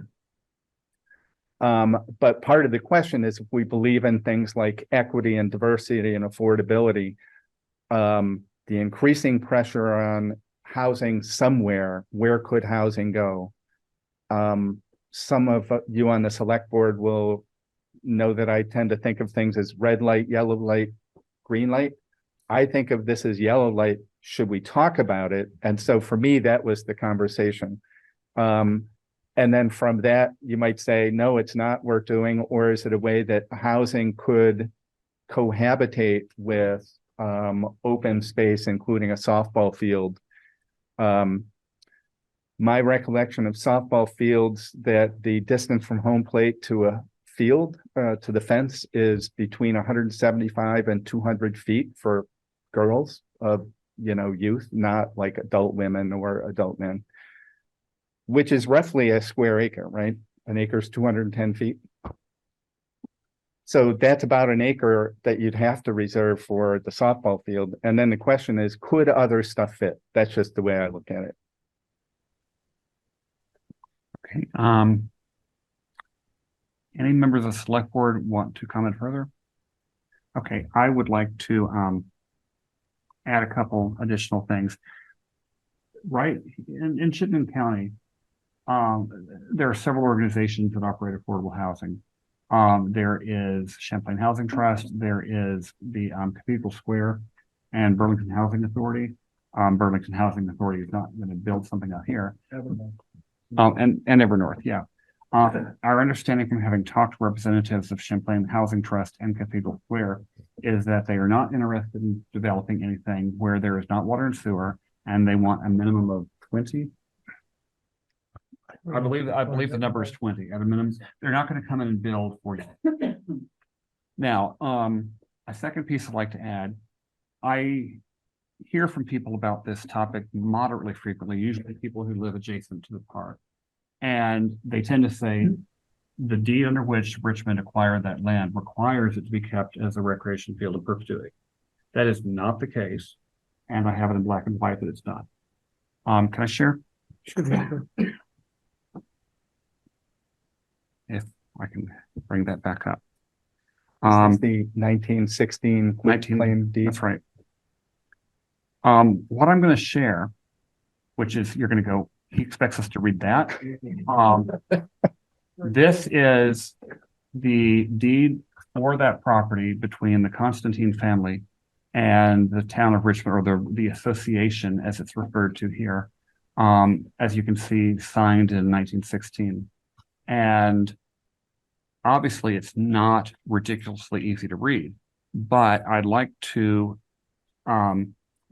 This paragraph here is the important paragraph. It details the perimeter of the property and notes that one of the perimeters is a high fence. So, it runs until the high fence. There is no high fence, of course, anymore. And then starting right here, it said, it is understood that said high fence, it's right here, 6 lines to the bottom. It is understood that said high fence is to be maintained and kept in repair by all of said parties jointly. And in case said association desires to sell the land conveyed, that said Constantines are to have the first right of refusal to purchase it. So if we want to sell that land, the Constantines, who are presumably long since dead, have the right to purchase it. Now, you notice I haven't said anything about perpetual use as a recreation field. The second from the bottom, and in case the land hereby conveyed ceases to at any time be used as a recreation field, that said fence becomes the sole property of the Constantine. So this is literally, there have been rumors going around town as long as I've been here saying that we have some piece of paper that says it always has to be a recreation field. It does not. It says that if it ceases to be a recreation field, the Constantine family gets a fence which ceased to be there decades ago. Now, does that mean that we are not interested in hearing the interests of the people who live there? Of course not. If you were to say that you're going to build an apartment complex directly across from me on, well, I guess it'd be in front of Carol Bounty's house because she lives across Route 2 from me, I'd be interested. I would not just want to rubber stamp that. To go back to what Bard said about, I don't remember from the top of my head how many acres Browns Court is. Do you know? 4 acres? Okay. Keep in mind that there's an approximate figure of 1 acre minimum for a softball field. If we were to, as a hypothetical, talk to Champlain Housing Trust or Evernorth or the Cathedral Square people and put in, as a hypothetical, 3 units with 4 apartments per floor, 3 levels, 1 level halfway below ground level, because we can only build up so high because of fire trucks. So it's a total of 24 units. That would meet the number that these organizations consider a minimum. And it would still take up probably, I'm not good at this, but less than 2 acres, probably closer to 1. That would still leave the room for the softball fields. It would still leave room for just general open space. Are we committed to this? Not at all. As Bart said, we're interested in having a discussion. And so that's why it's on the agenda. Bart. I would say, what I've heard from the neighbors in the past is not just the softball field, but open space. So let's start with that. Open space, recreational space is kind of at a premium other than the floodplain where you can't do anything. So I am sensitive to that issue other than the school fields, like what else is like open in town? If you want to play bocce, where do you go? Jeff's backyard. Yeah, there. So I think there are multiple uses that are of interest. So that's just the field itself. And if we were contemplating something, we should properly consider things like traffic and sidewalks, vehicular traffic on and off the road. Those are things we need to contemplate if in this, in my opinion, yellow light stage. You go in eyes open versus do something and then go, whoops. Right. Yeah. So there are other considerations beyond just absolutely softball or athletic fields. I think open space, parking, traffic, all those things. Right. David? Yeah, I mean, I could spend the next hour talking about affordable housing and how it's difficult, but I won't. Okay. Lisa? Yeah, about a little over a year ago, maybe a year and a half ago, this Browns Court was discussed at the Planning Commission for the same reason, for affordable housing as a what if. And I wondered at the time, is the soil stable up there? Is the full size of that flat area of land, is that buildable? Is it all buildable? Does anyone know? And maybe we should ask for free opinion from somebody who does that kind of work to see if there's any limits on the size of the piece of land that could be built on. Actually, I don't know. It's a pretty steep slope. I know it's eroded from water flow and so forth, but is it stable all the way around? And I don't know. Right. We would definitely have to investigate that as part of the conversation. Yeah. Kara? I just want to say that I'm very surprised to see this on the agenda when in the last 3 months, the Housing Committee presented to the Select Board. And at that meeting that I attended, where they talked about Champlain housing, they talked about Cathedral, they talked about the fact that it wasn't just that they weren't interested if there wasn't water and sewer, they weren't interested unless they got to own things. And at that same meeting, Virginia Clark spoke up and said the Planning Commission had worked on increasing the density of the village, and in that process wanted to maintain existing green spaces. And Browns Court was one of those green spaces. The Select Board then in further meetings went on to create the Parks Committee, Project Committee, that is to work on the spending of $450,000 between Volunteers Green, Browns Court, and the Round Church Park. So I am very surprised that this affordable housing discussion about Browns Court has now circled back again to the Select Board to have yet another discussion about putting affordable housing. Now, I would like you all to realize that the village had saw the highest increase in land values in the reappraisal that happened in Richmond. Their land values spiked through the roof. So if we're talking about this asset and you want to talk about whether we should spend recreational money there, whether we should do some testing of the soils, whatever you think, you better know how much this asset is worth, because I, for one, am not going to let you give it away. My tax dollars are very important to me at this point in my life and what you spend them on. Now, I support us increasing our parks. We just had a whole discussion about Andrews Forest, about recreation is blown up because of COVID and everybody wanting to move to Vermont. Outdoor activities are huge. So that's why I thought we were investing in our parks. Now, private property owners do not want to sell to affordable housing, and affordable housing can't afford the highest rate water and sewer in the whole state of Vermont. So I am very disappointed that I have to take time away from my family to come to yet another Select Board meeting where you put something back on the agenda that was already talked about 3 months ago. Good. Thank you, Kara. To your point about parks, you're absolutely right that we have asked Denise and Fran and everybody else on that committee to explore appropriate use of, as you said, the $450,000 of ARPA money. We all know that we can do very little with that money on Volunteers Green. That's not to say we can't do anything with it, but obviously there are flood restrictions. Browns Court would be possibly a prime place for some uses that would not be allowed elsewhere. So I don't believe anybody here is saying, let's throw that out the window. I don't want to say to Denise and Fran, thank you, you wasted your time though, get lost. I'm very interested to hear what they have to say, because it might work out that you have such an incredible plan for up there that we go housing some other place. So there's, to go back to our previous discussion on our previous agenda topic, having a discussion, a friendly discussion where we may disagree with one another, hurts no one. It doesn't commit us to any action. It just simply means as a community, we're exploring something. Bard? That was really my point. To be clear, the Housing Committee was talking about this. So it illustrates that, you know, people might have different perspectives sometimes, and they approach it from different angles. So if the Housing Committee is looking at this, I will also say, just as a point of fact, the governor, the secretary of the Agency of Human Services, the secretary of the Agency of Commerce and Community Development, the Chittenden County Regional Planning Commission, the absolute highest priority for all of them is housing. It just is. Like, better or worse, it is higher than recreation. And respect to Virginia and the Planning Commission, I actually agree that we need green spaces.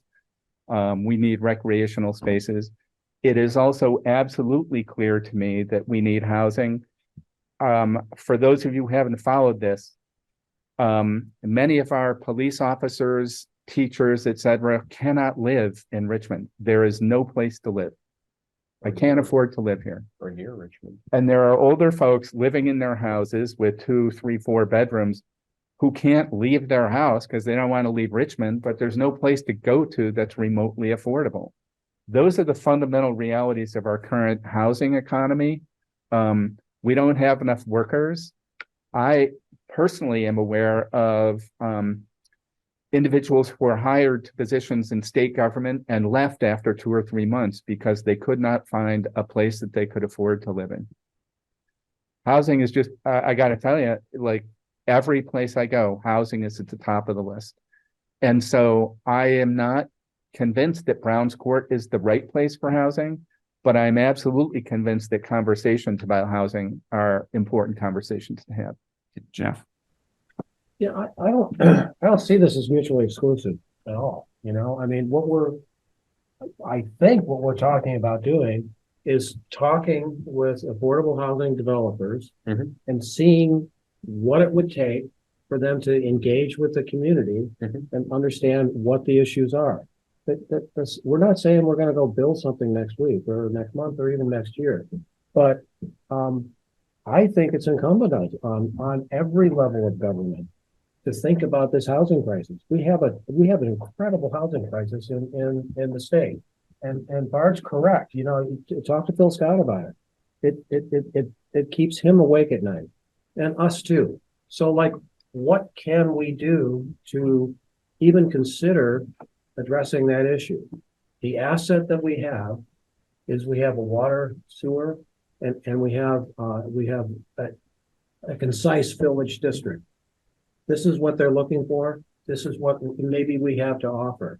But what it's going to take is it's going to take somebody having that conversation with the community, and because none of us really know anything, you know. You know, I mean, we have opinions. You don't know anything, so I think it's worth having the discussion. Mr. Chair. Just 1 second. I'm sorry. Melissa Wolliver's had her hand up for a little while. So Melissa, please go ahead. Hi, can you hear me okay? Yep. Hi, Melissa Wolliver. I live on Tilden Avenue. I've lived in the village for over 25 years. And I first want to acknowledge what you're saying about the real need for affordable housing and affordable housing in Richmond. And I would also just like to speak to Browns Court specifically. My lot in Richmond is well under a 1/4 acre. It's set on a hillside. And so Browns Court is the closest green space to my home. And I actually walk there almost every day. So it's very important to me as a village resident in a high density area to have that green space. And I use it almost every day. I notice you've talked a lot about the girls softball team that plays there. I also want to point out to you that the Richmond Elementary School uses that space regularly. I can't tell you how many mornings I've walked there and seen school children coming to Browns Court, either with Mr. G, the phys ed teacher, or with their class to do some kind of science work, or they're just taking a break. So they also utilize that space.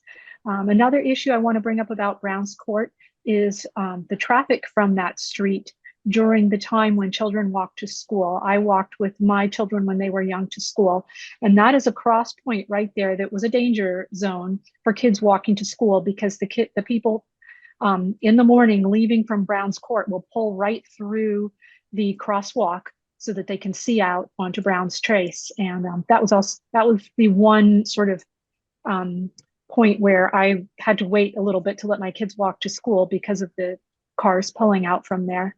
So I hope you'll just consider the people who live in the village who value that green space, as well as the push that we need for affordable housing. Thanks. Thanks, Melissa. Sir?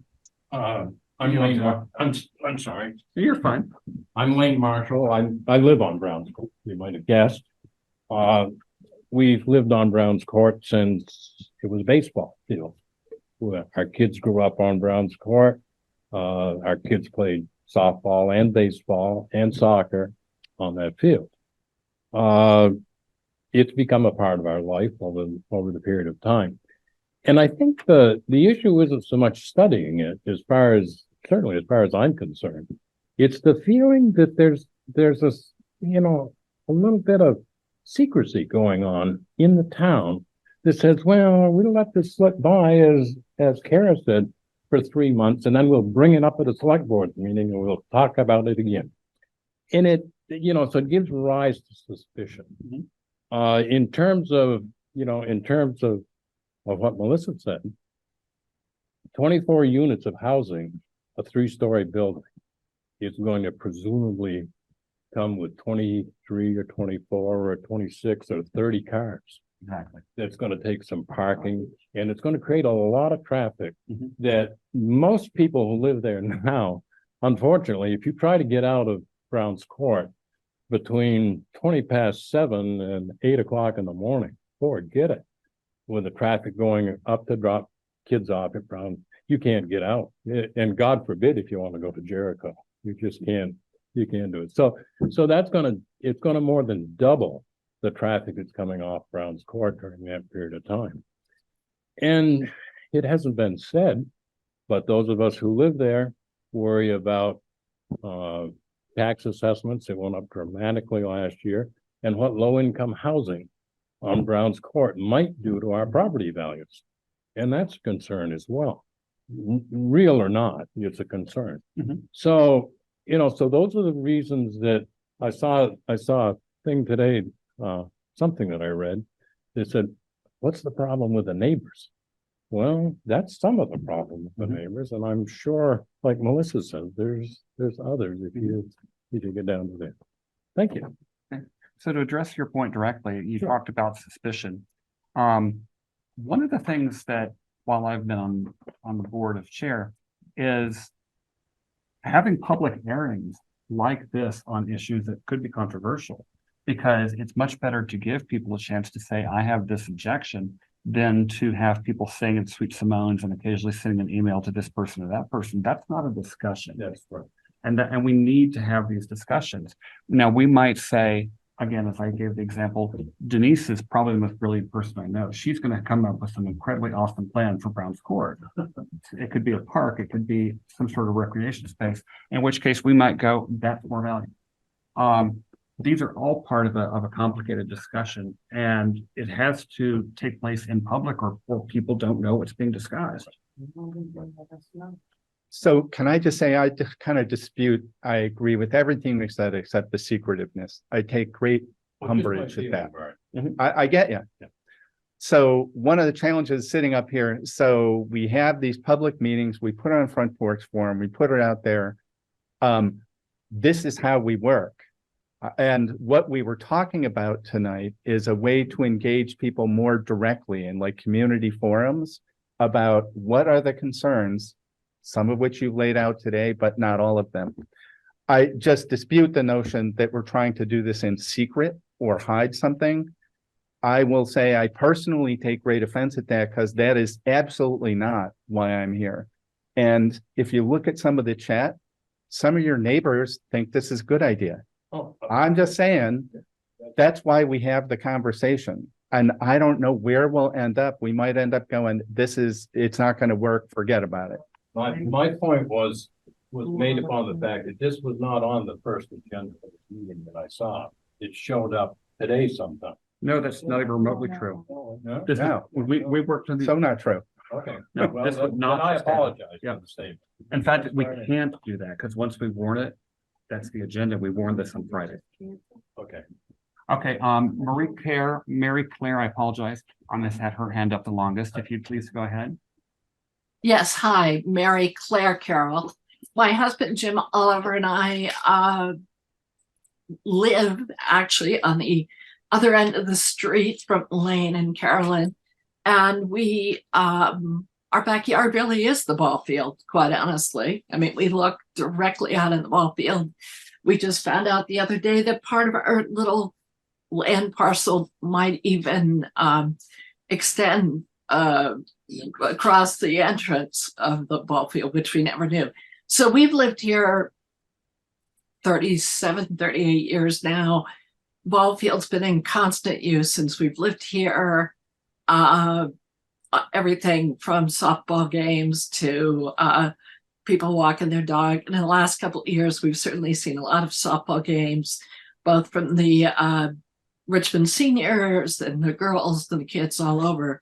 It's always been there, constant use. And it's a great resource, certainly. And I'm excited to see what Denise comes up with her committee on other plans. No pressure, Denise. What I would say is some of my concerns about the idea, and by the way, I'm very aware of the issues around housing because we've had family and friends who have been unable to find housing in Chittenden County or other places around the state. Some live in really substandard housing because of that. So I'm really aware of that issue. But I do have a concern with the space. I think Melissa mentioned a couple of them. There's only one entrance exit there, and that's that small, narrow place. It sits on the curve of the road. When we do have softball games and other activities, the traffic is not great, very dangerous. We used to have softball players park all the way up and down the road. And of course, that was always a concern in terms of trying to if there were any emergency issues, traffic trying to get through. So there's that concern. Size-wise, I really question that you could get a 24-unit housing, whether it be senior or low income, plus parking, plus a softball field. I'd have concern there for the safety of everybody concerned, whether they're residents or whether they are playing softball for that matter, or playing bocce ball, whatever else we got in there. Those are two of my major concerns. I do think about if it was senior housing, it's not easy for people, for seniors, for instance, to get down the village. Even though it makes sense, you would think, oh, we're just up the hill, but that's a heck of a hill. And I would hope if anybody ever considers that they would have some sort of transportation. I mean, I'm glad we're having the discussion and we can get all these pros and cons about what we're talking about. You're talking about Browns Court right now is a wonderful mix of people who live on the street, from Lane and Carolyn, who have lived here forever, for those of us who've lived here about 30 or 40 years, and some on this call that have been here 2 or 3 years. But we're a range of ages, we're a range of income. We love this town, that's why we're here. We understand that there are needs that the town has to meet, but we also want to we want people to have this discussion and be very careful and to listen to us, please, and listen to all the voices like I expect you would do that. So that's just my thoughts on this. Thank you for listening. Mary Claire, thank you very much for sharing. Sir, if you'd like to come up.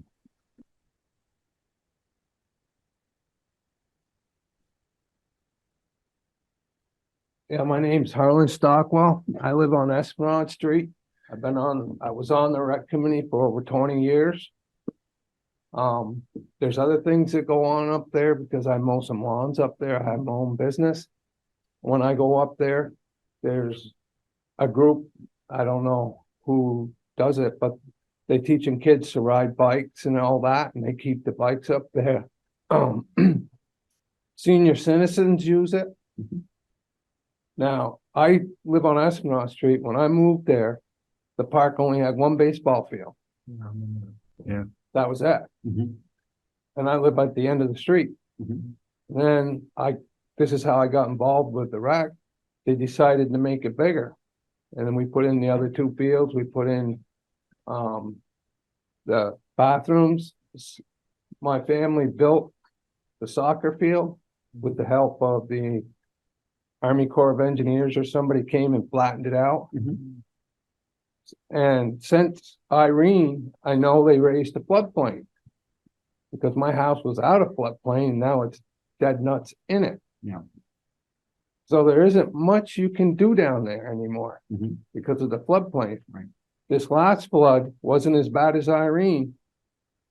But you should have seen the backstops. It looked like carpet on there. Mhm. When we went to replace the backstop on field one, because it was telephone poles. I forget who's in charge. I think it's the Army Corps of Engineers. They came down. We had a long discussion with them. They weren't gonna let us put a new backstop in there because of the floodplain. Then we cited safety. And they looked at the poles and they were all broke off, so they let us do that. Then we could put the second set of fences out. And they really didn't want that. We cited safety because if someone hits a foul ball, it could hit the kid sitting on the bench. And they definitely wouldn't let us put the third set of fences out. So there ain't much you can do down there anymore. And I go up there once a week, do my mowing. I see a lot of use up there. You know, and if you come up with any more use for rec, where are you gonna put it? Right. No, you make an excellent point. You can't put any more down in the park because of the floodplain. Exactly. So you're right. A lot of people here have made an excellent point. And yeah, you're on top of that, traffic on my street and back of my house and it's only, and you know, I can live with it because it's only in the summertime. Right. And I enjoy it. But you can't do it. You gotta say someplace to put some more recreation. Right. Oh, I completely agree. That's all I got to say about it. So before we go on, I'd just like to mention something. There are a couple ways that we could have explored this. We could have said, housing committee, please research this and come back to us with a recommendation. That would not have been transparent. That would not have been transparent. That would not have given people a chance like we're getting tonight to really share their point of view. That's why this is on the agenda. We are in no means handing out contracts or saying some of the bulldozers. I am super interested in seeing what recreation can do up there.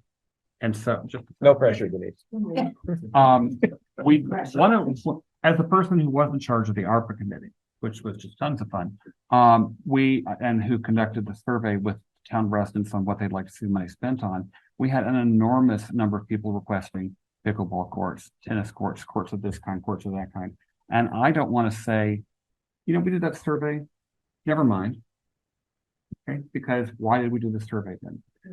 What we're having here is a conversation, and people mentioned earlier in the discussion of the Andrews Community Forest, you get the best results when you hear multiple points of view. And so it may be that Browns Court is not the optimal place, but perhaps it's the start of a discussion with all Richmond Town voters for where we can, so that we do have a place to tell our kids when they graduate from high school, I don't have kids, that there is a place for them to live. Otherwise, you know, we see our kids moving out of state.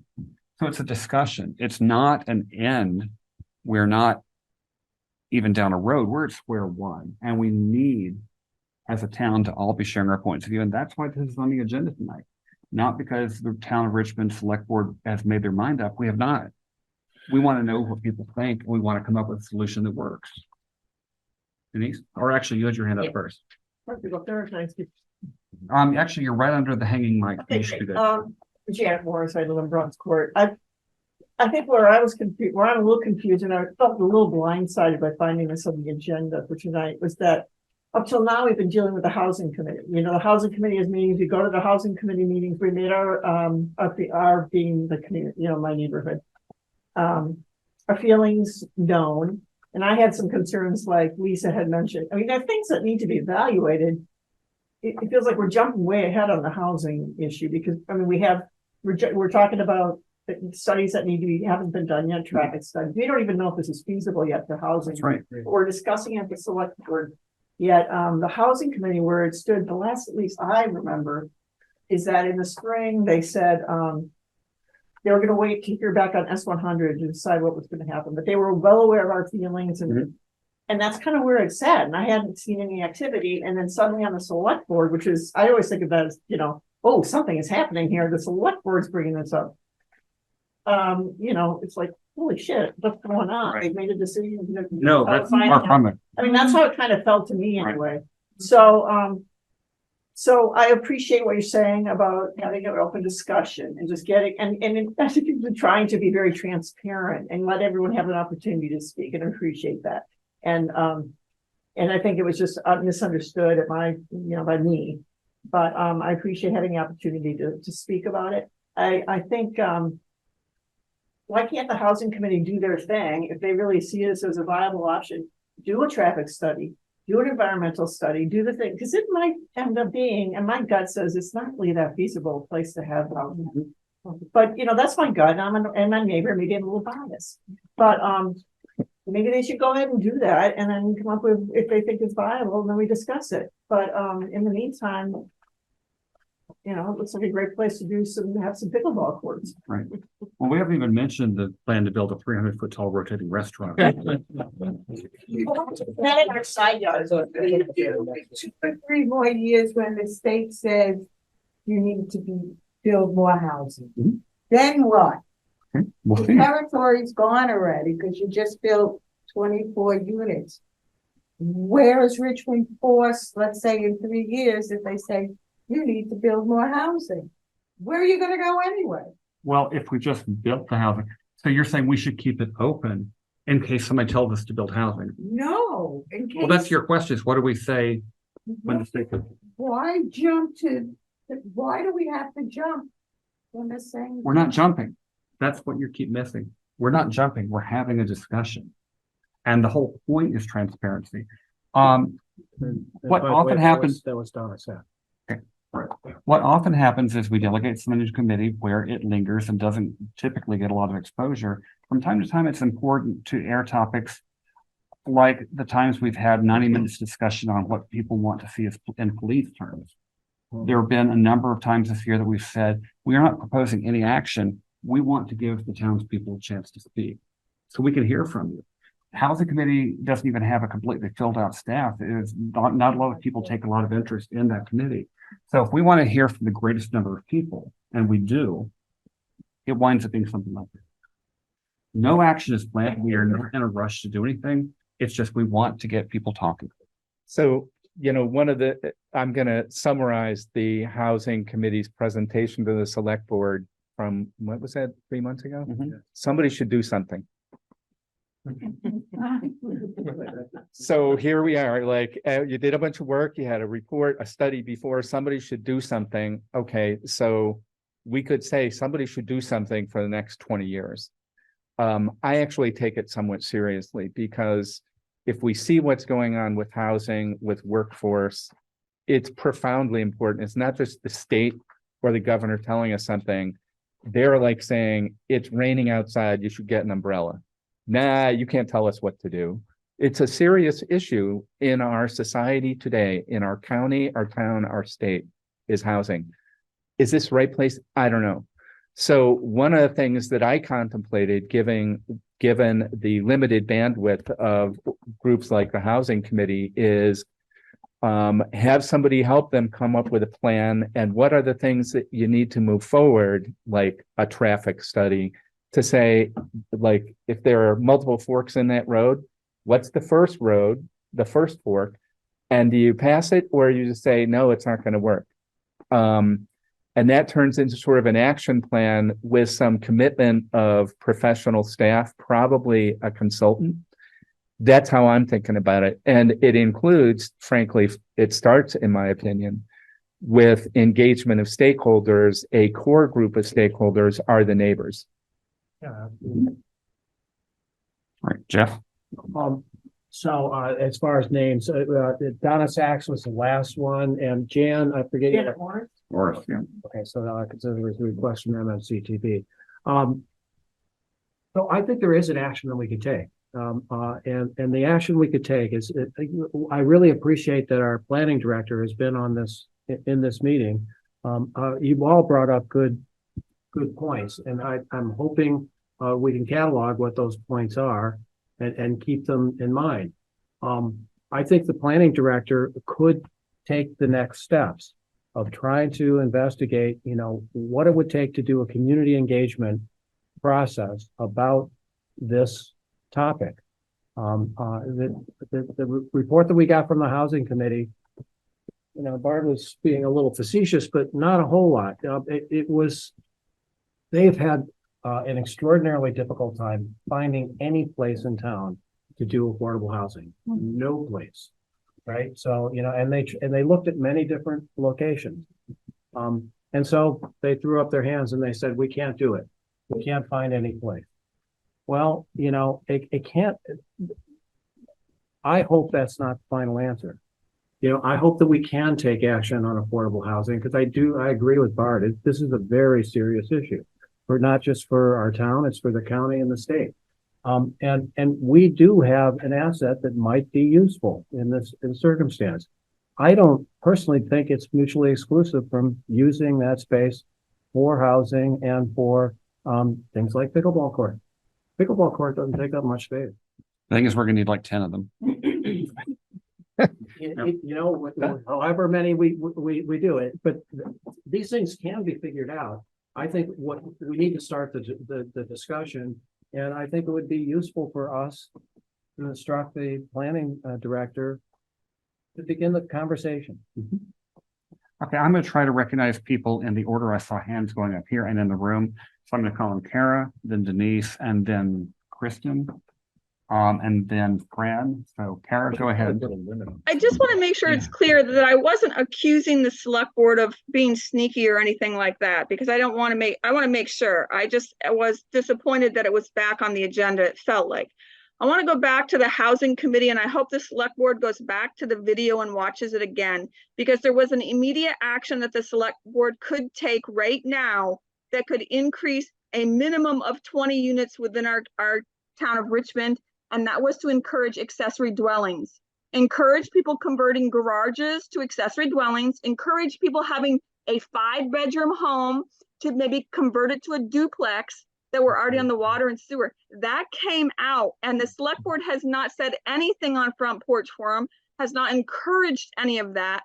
So rather than spend money on studies on allowing Champlain Housing or Cathedral to come build a 20-unit structure that the community doesn't really fit into the community like accessory dwellings would. I mean, I put my money where my mouth is. I believe in accessory dwellings. I built one on my property. That's how much I believe in it. So all I'm trying to say is you want diversity, equity, and inclusion, but you're limiting yourself to only what the Cathedral or Champlain Housing could offer our community. I'm just saying, I know, Jay, you're shaking your head, but my point is this discussion tonight has turned into traffic studies and spending money that technically a developer would be spending, or those groups would be spending for where they want things to go and how many units that they would be willing to put in.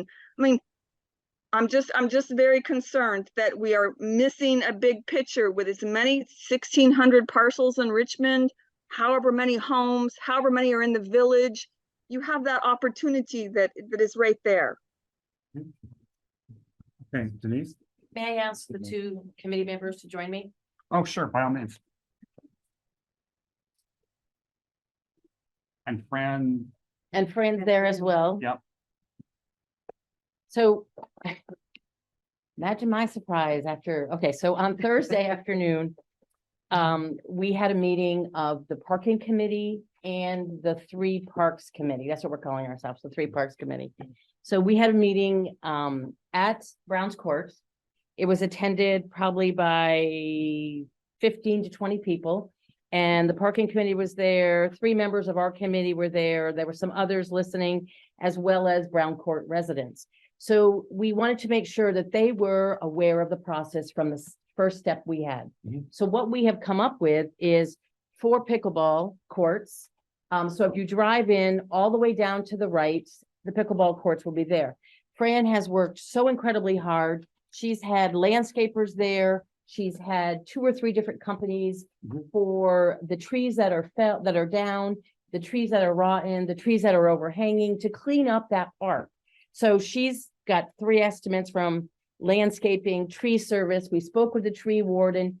So we have been working our butts off. So I tell you, I was a little shocked on Sunday afternoon myself. So we met with them on Thursday. It was a great discussion. And what we wanted to do, as I said, is 4 pickleball courts way to the far right. They're all fenced in for safety. They'll have signage that they're only used for pickleball, not for rollerblading, for playing, etc. One other thing that came up today in conversations was a spigot as you come in on the left, the closest accessible point to water sewer, maybe a possible new water jug thing, so you can actually on the bottom feed your animal, but on the top people can refill their water bottles and get water. The distance, and correct me if I'm wrong, Jim Oliver, but the distance from the home plate to the outfield, I believe, has to be 255 feet. That's incorrect. Okay, that's Sorry. what we were told. So I don't know who told you that. 200 feet's good. 200 feet from 200 the home feet for field. events. It depends on the age.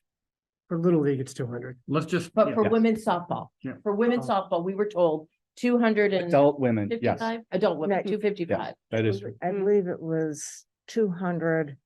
And then we weren't able to get accurate measurements as far as high school or middle school type of games. So my husband and I went out and we kind of did a measure of the outfield because we weren't sure if there was room for a pickleball court.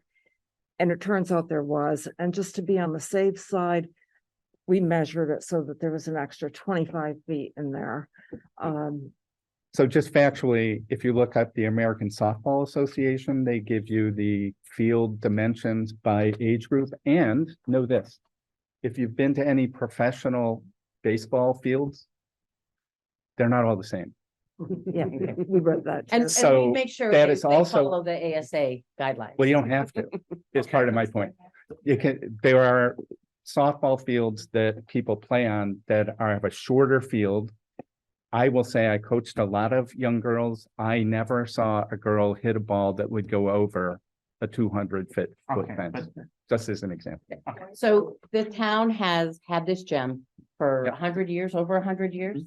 So it was a gift, is my understanding. Is that your understanding? No. How much? I don't, I'd have to go back, something like that. Okay, so we were pretty much Yeah. given a gift Mhm.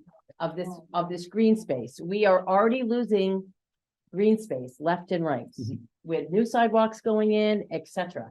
We've done all this work. The 7 of us have been working our butts off since August to come up with this plan. And I guess my question to you is, should we maybe possibly try to get historical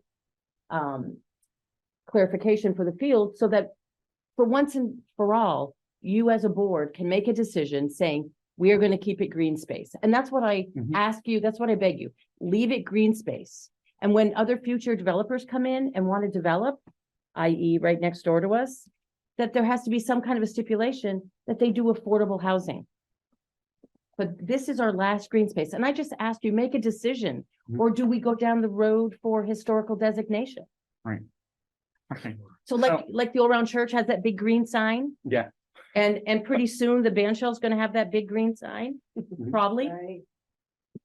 Okay. So let me ask everybody a question. Why is this on the agenda? No, also, what, we've said the answer. Why is this on the agenda? Because the town needs to have a discussion. I see people at Sweet Simone's when I'm getting tea at a raspberry bar talking about sidewalks and about police. I don't see people as a town putting their heads together and saying, so what can we do? And that's the discussion I want to see happening. I want to see not just these people and Lisa. I want to see everybody around town saying, well, what can we do? Because we all know somebody who's trying to find a place to live. Is that Brown's Court? Well, it sounds like the pickleball courts would be a great plan. So maybe Brown's Court isn't the option, but we need to have that discussion. That's why this is on the agenda. Not because we want to pull a trigger, but because Bard has made clear we as a society need housing. And I bet with 4,300, what I'd have to ask Linda for the latest numbers, but as a town, I swear to gosh, there's got to be something we can do, but it has to be more than these people and the housing committee. I would love to encourage all of us listening remotely and here to go to the housing committee meetings and share your opinion, your ideas. Yeah, I mean, some of you already have, and I thank you for that, but more of us could. So like, here's one of the things we might say. So you're not for Browns Court. What are you for? For housing? Yeah. For the Buttermilk Corporation, when they go in, this is the deal. You can build here, you need some. So that One would of be you- zoning. One of you take a moment, regulations. go over, talk with the Farr family and give them a reasonable price for a big chunk of land. They would do it in a heartbeat, I bet. I'm not sure, but I bet they would do it in a They heartbeat. said no. Yeah. Okay, we've got the ball rolling. We've got a discussion going. Are we at the end point? No, like I said, we're just on square one. But that's the discussion that the town needs to have. I'm going to call on one more person. And by the way, Recreation Committee, thank you very, very much. Did you Can I ever ask a question? So should we continue or are we No. wasting our continue. time? No. Yes, continue. No, continue. Right, we are not trying to moot your work. I very much value your work. And I was being honestly and totally serious. Would it be easier for you to make a decision if someone went and did the paperwork for the historical designation? What historical government? So if you, and I have to make sure that I haven't looked at it to look it up, but if it's over 100 years old and it's been in your town and town property and it has something to do with archives and memories and all that stuff, you can designate it a historical site for your town. I guess you could decide. I don't have an opinion. Yeah. Okay, because we do have other things on the agenda, I'm going to ask call on one more person, Kristen, who's had her hand up and very patiently waiting. But then we really do need to move on to the next topic. But that's, again, my challenge to everybody listening in person, everybody listening right now on remote, everybody watching this on MMC TV. We have a crisis. What are we going to do about that crisis? We need all of your opinions. If Browns Court isn't it, let's think, where could we put something in? Okay. Check with the school. Yeah, we had those discussions. There's a lot of people. There's a lot of stakeholders. Huh? Goodwin Baker building, what happened there? They were, last time I heard, they were still talking, the owner was still talking about converting it. I really hope. It'd be nice if someone followed that up. Yeah. Okay, Well, question. see, can we just address this for a second? Okay, sure. So here's the challenge with private developers. One can create incentives for them. And Right. typically what they say is, it's got to be like, oh, affordable units, 10%, 40 units with 10% affordable doesn't work. Right. They don't want to make it affordable. We had this conversation with Brett, with the property next door over time, not at all interested in affordable housing. Absolutely not. When we talked about incentives for affordable units, not interested. So I like the idea of saying, well, let's brainstorm what they are, but it's really interesting. Very many people have already talked to some of these folks, and it boils down to site control. The person who owns that property has to be interested in creating housing and or affordable housing. You should also know that the affordable housing entities tend to want either a perpetual lease or ownership. They're not going to collect rent for this company over here for one unit in their building. It's just not going to happen. Okay. So again, I'm being absolutely sincere when I say I appreciate everybody's opinion, because I like the idea of pickleball courts. I don't play, but I like the idea because a lot of people want them. And as I said, I didn't do the ARPA interest survey just to throw the results out. I mean, that would have been stupid. We need housing. If Browns Court isn't in place, then as a town, we need to figure out where. Okay, Kristen, you've had your hand up so patiently, and Patty, we'll let Kristen and Patty go, and then we really do. Martha has had hers up Yeah, for a Martha, long, long where? time. Yeah, I was gonna actually like pitch it to Martha. I just wanted to make sure I've been her looking, voice I have was not heard. seen her hand Yeah. come up. Okay. Yep. So go ahead, Martha. Oh, you had your physical hand up. I was looking for the hand signal. Yes. Yeah. Okay, Kristen, go ahead. I'm actually just gonna. I'm just gonna open the floor for Martha. I was just trying to support and getting Hey, her Martha, voice. go heard. ahead. Thank you very much. I'm so mixed. I am so in favor of affordable housing. I'm so in favor of seniors being active and building a community, but I have a question about what Bart has been pointing out, what everyone is saying about affordable housing. Cathedral Square, whoever will build that, who will actually live in that? Will it be the teachers that you say we need? Will it be seniors like me, who will be living in the cathedral, in the affordable housing? And I believe in affordable housing. Believe me, I'm not. Well, again, the answer, and this is going to sound trite, the answer is yes, as opposed to one group or the other. We need housing for all of these groups. We need housing for our kids. We need housing, accessible housing near the village for seniors. We need housing for teachers. We could go on. So we don't know yet would be the short answer. Right. There's a need across the board from deep affordable to middle income seniors. And to be fair, the affordable housing managers, developers that Jay mentioned, their different units have different sort of target populations or residents depending on who it was built for and what the criteria are for subsidies. But you had mentioned as potential builders, the Cathedral Squares, as the number one. I think that at the beginning of the conversation tonight. Or Champlain Housing. Or Champlain Housing, yeah. And okay. And that's it. Okay. Thank you. Thank you very much. We'll wrap up with Patty, and then we will move on to our next topic. Patty, go ahead. You know, I feel like everybody's had so many great points tonight, and I feel like, to me, the next step is, and it may be the closure that Denise was looking for.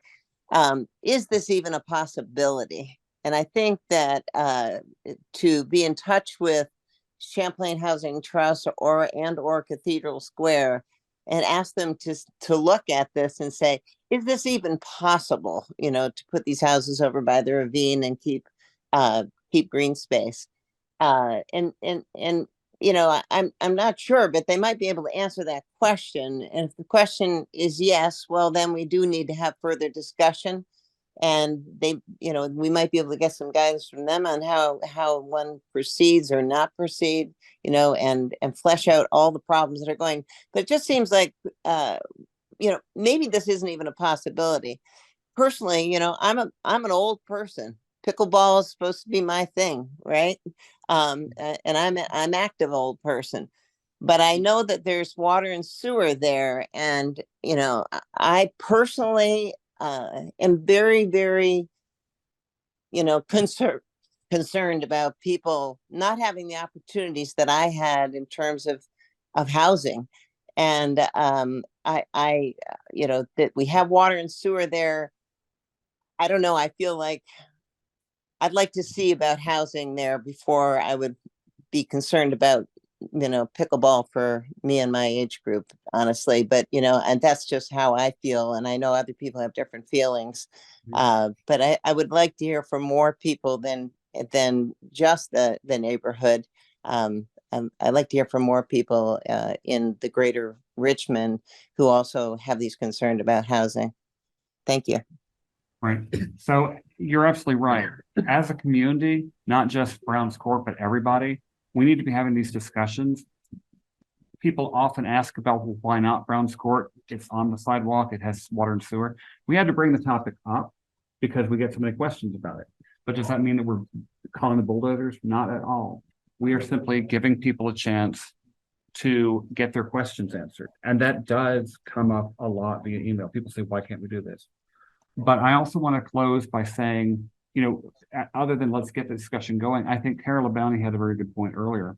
The zoning laws have changed in relation to accessible, auxiliary units. And I think it would not be a bad idea to share information about that on French Court forums so people are aware that something that maybe wasn't once doable now may be, because that is, if people add an auxiliary dwelling unit on their property, depending on how many people do it, that's a lot of potential housing. Okay, Virginia, because you are the chair of the Planning Commission, I'm going to let you speak, and we really do need to move on. Go ahead, Virginia. Thanks. Just a couple of words. There's a limited bandwidth at the moment on the Housing Committee. there are 3 members, one of which is me, who's supposed to be a liaison from the Planning Commission. If we want to make any progress on the housing issue, we're going to need more members on the Housing Committee. It just can't be done with the number of members that we have right now. And the Planning Commission, well, the Housing Committee's point of making the report that we provided a few months ago to the Select Board was to say that we have investigated this as far as we feel we, as a committee of 3, can go. And we are now going to move on to some other things, which there are other opportunities for housing. And it's not just, as people have mentioned, affordable housing. It's that middle level of housing, people who are not really qualified for affordable housing, but who still need something that is, quote, affordable. So the Housing Committee has moved on to looking at other things.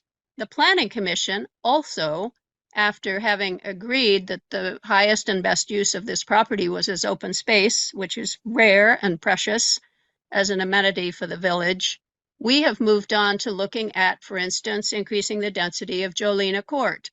This is a place where there's already some housing. We could have more housing there. So there are lots of other alternatives that we could pursue. Both of these groups pursued these alternatives that we presented in the report as far as we felt we were able to. And we have all only so much time to do this work. And we would like to move on to some other opportunities. So right now we're working on the Jolena Court situation, maybe expanding the mobile home park. There are other opportunities. Looking at the Ag Res district, it's not, you don't necessarily have to have water and sewer. That's preferred for somebody like a Cathedral Square or Champlain Valley Housing to put affordable housing. However, to have group housing, to have senior housing, to have small clustered housing, all of those kinds of things we're looking to make available through our zoning. And as was pointed out, we've put in these additional density allowances, thanks in part to Act 47, that are going to enable more housing to be made, especially in the village areas. So it's not like we threw up our hands and said, we can't do anything else. We just said we would like to move on to some things that seem realistically possible by our 2 committees.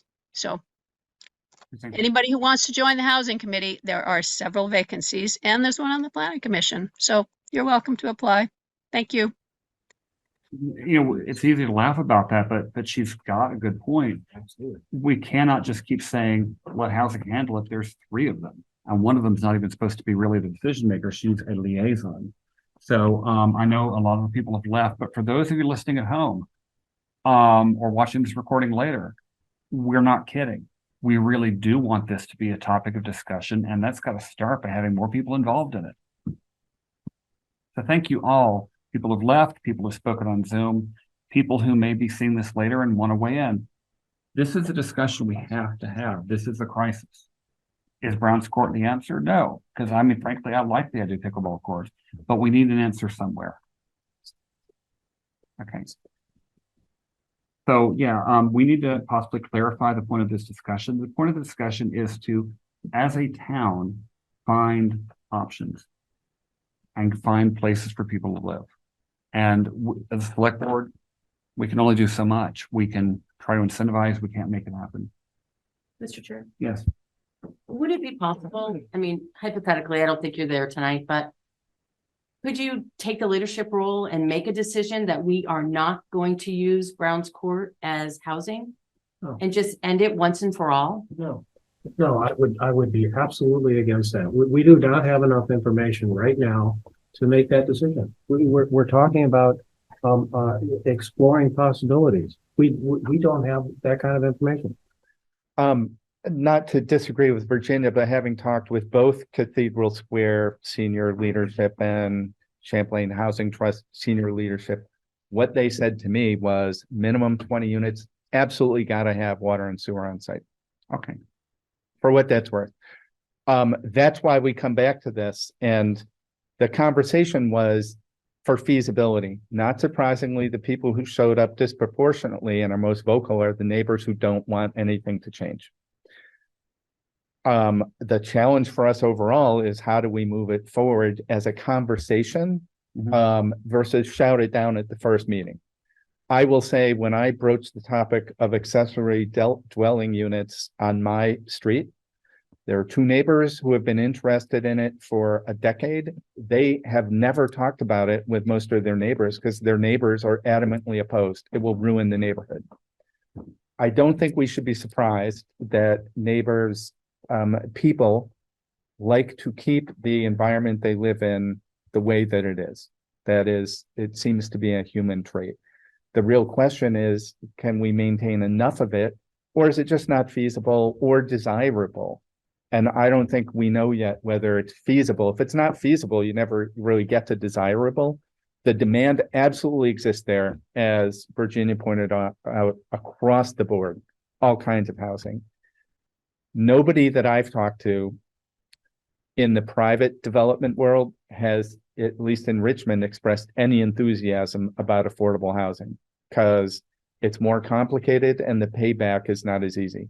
They want people to pay $1,500 for a studio apartment, that kind of thing. Which is market rate. Yeah, and that's not affordable. Okay. So, I make one more, just one more quick. go ahead. And Bard, with all due respect, and I mean no disrespect, but you've got Virginia Clark, who's the chair of her committee. She said, keep it a green space. She's got an incredible committee. I don't always agree with you, do I, Virginia? However, she said, keep it a green space. You five charge that board with jobs. Again, the same, you charge housing. And they both have moved on. So, I am like confused. So, we may disagree. We may disagree with any one of the committees that we appoint. We don't have to agree with everything that every committee does. But as I keep saying, if it's not Brown's Court, it needs to be somewhere. We need to have a discussion. We need people on the housing committee. We need engagement. If you come to us and say, here are our plans for Brown's Court, and we like those plans and we vote for them, that will basically moot the whole question of housing right there, because we can't have people sleeping on pickleball courts. But we need it somewhere. Okay, so rather than say your recreation plans are in serious danger because we're going to put things in Brown Court come hell or high water, no, we want people to be talking. And if it's not Brown's Court, where and how, and let's make this happen somewhere, because people need a place to live. And we need to make sure that we do hear from, to repeat what people are saying up there in the chat, we need to hear from a lot of voices. This can't just be on the select board echo chamber. We need to hear from a lot of voices. And this engagement needs to be done properly so that we're not hearing disproportionately one group or another. But we can agree on one thing. Everybody needs a place to live. Yep.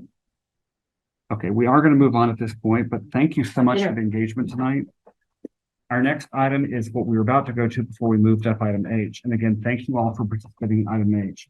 We are now going to discuss maintenance to a stormwater pipe on Tilden Avenue. So from the large scale to the small scale. Josh, could you give us a quick synopsis of what we're talking about vis-a-vis the stormwater pipe? Yes, let me share screen diagrams are helpful here. All right, so this is Tilden Ave, and this is 102 Tilden, and it's 114. There is a stormwater pipe that kind of comes from the back of this property here. It actually goes over to a Brown's Court property, runs through around the house, and then connects into the town stormwater system here on Tilden Ave. During the flooding in July, this overflowed the pipe and then ran through into the basement, into the garage of 102 Tilden. When the homeowner first came to me, at first I was like, well, that's well outside of our right of way. How would that be a town issue?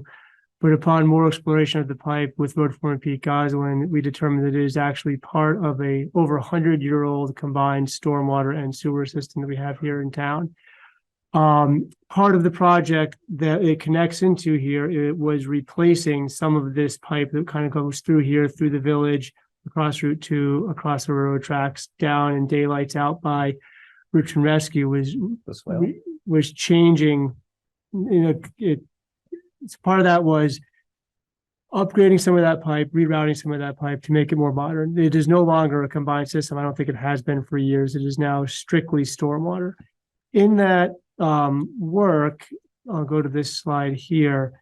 There was an easement, and this is a little upside down, but if you look at this here from Tilden, the town got an easement from Tilden Ave up to the side of 102 Tilden here to actually replace this portion of this as well. So this is outside of the right of way. At that time, I think the town didn't go further because this section here had actually been recently upgraded. So that was no longer the old 100-year-old pipe. It was upgraded with the PVC material when the house was added on to have a garage in the back. There's other precedent for this type of pipe being taken over by the town. Over on Pleasant Street, there is another pipe that runs from, picture Papa McKee's. It runs from Route 2. It connects in on Route 2, goes through Papa McKee's, through a couple private residents, under Pleasant Street, through a house's yard in Pleasant Street, and daylights out by the railroad.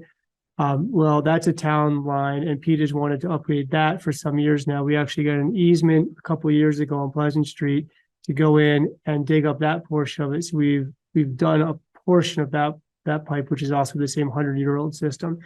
So looking at this, what we'd like from the select board is an opinion on if the board also feels that this is the town's responsibility to repair this issue.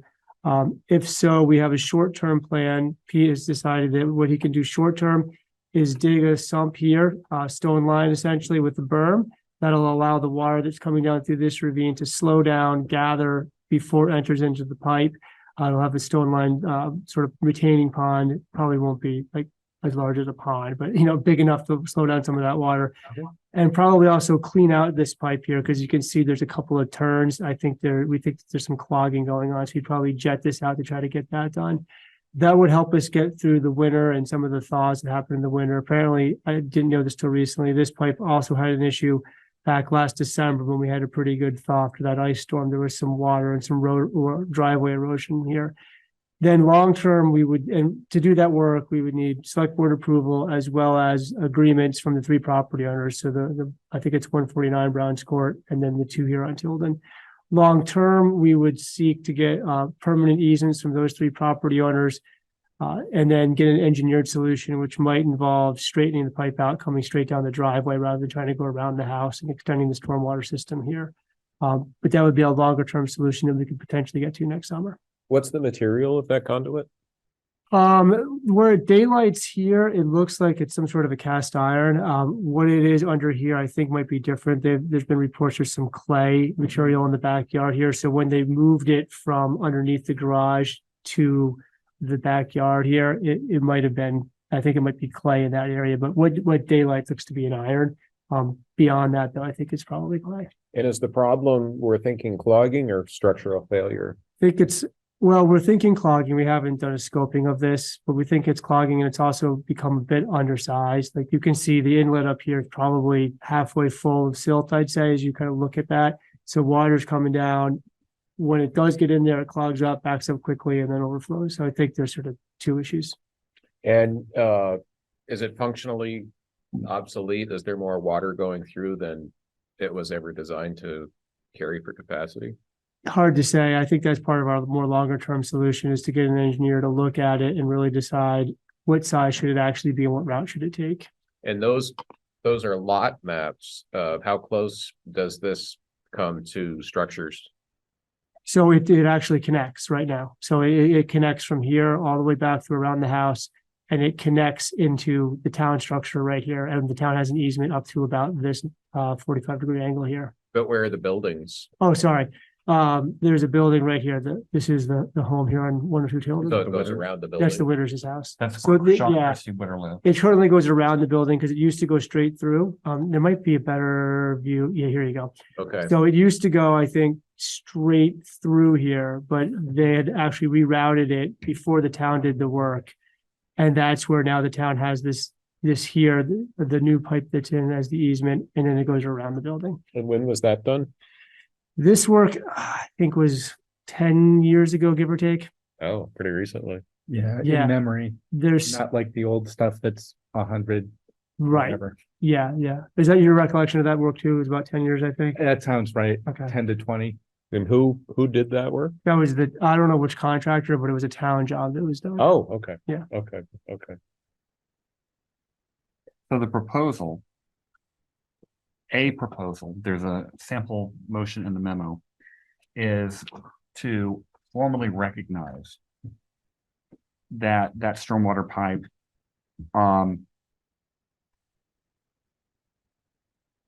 is a town, let's see. The motion is I would move to recognize that the stormwater pipe located on 102 Tilden, 114 Tilden, and 149 Browns Court is part of a decades-old combined sewer and stormwater system that the town installed and is still in use by the town. And to move forward with a short-term solution to correct an overflow of this pipe and to seek easements from the 3 property owners to allow for the town to construct a more permanent repair. Long story short, we have to take responsibility for the pipe. And once we've done that, then we have the short-term solution and the long-term solution. Yeah. Okay, well, I'd make that motion. Okay. Do we have a second? This Bart, I'll second that. Okay, so we have a motion from David Sanders, seconded by Bart Hill, to move to recognize that the stormwater pipe located on the 102 Tilden, 114 Tilden, and 149 Browns Court is part of a decades-old combined sewer and stormwater system that was installed by the town and is still in use by the town as a stormwater-only system, and to move forward with a short-term solution to correct an overflow of this pipe and to seek easements from the 3 property owners to allow for the town to construct a more permanent repair of this pipe. Jeff. So I support this, but another thing you might want to look into as far as what the material is. I can't remember where it was.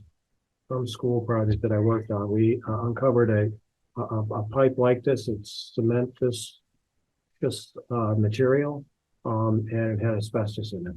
So you have to be careful. Clay would be before asbestos, but if it's cement, like it almost definitely has asbestos in it. Yeah. That's a good point. I think for the Red or gray? For the longer term solution, we'd have to figure that out.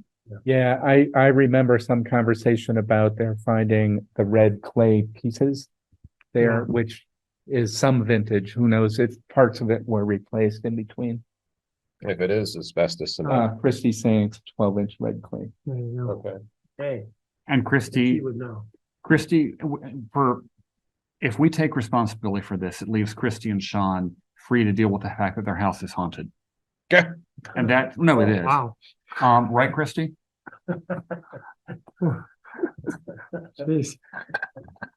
No, their house is haunted. So if we take care of this, then that's one less problem for them to deal with. Mine is too. Yeah. But this can't just flush out the spirits.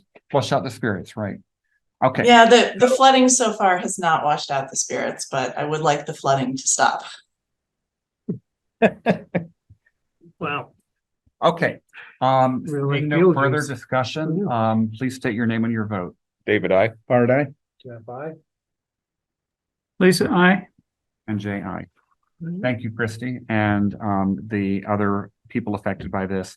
We will get the ball moving.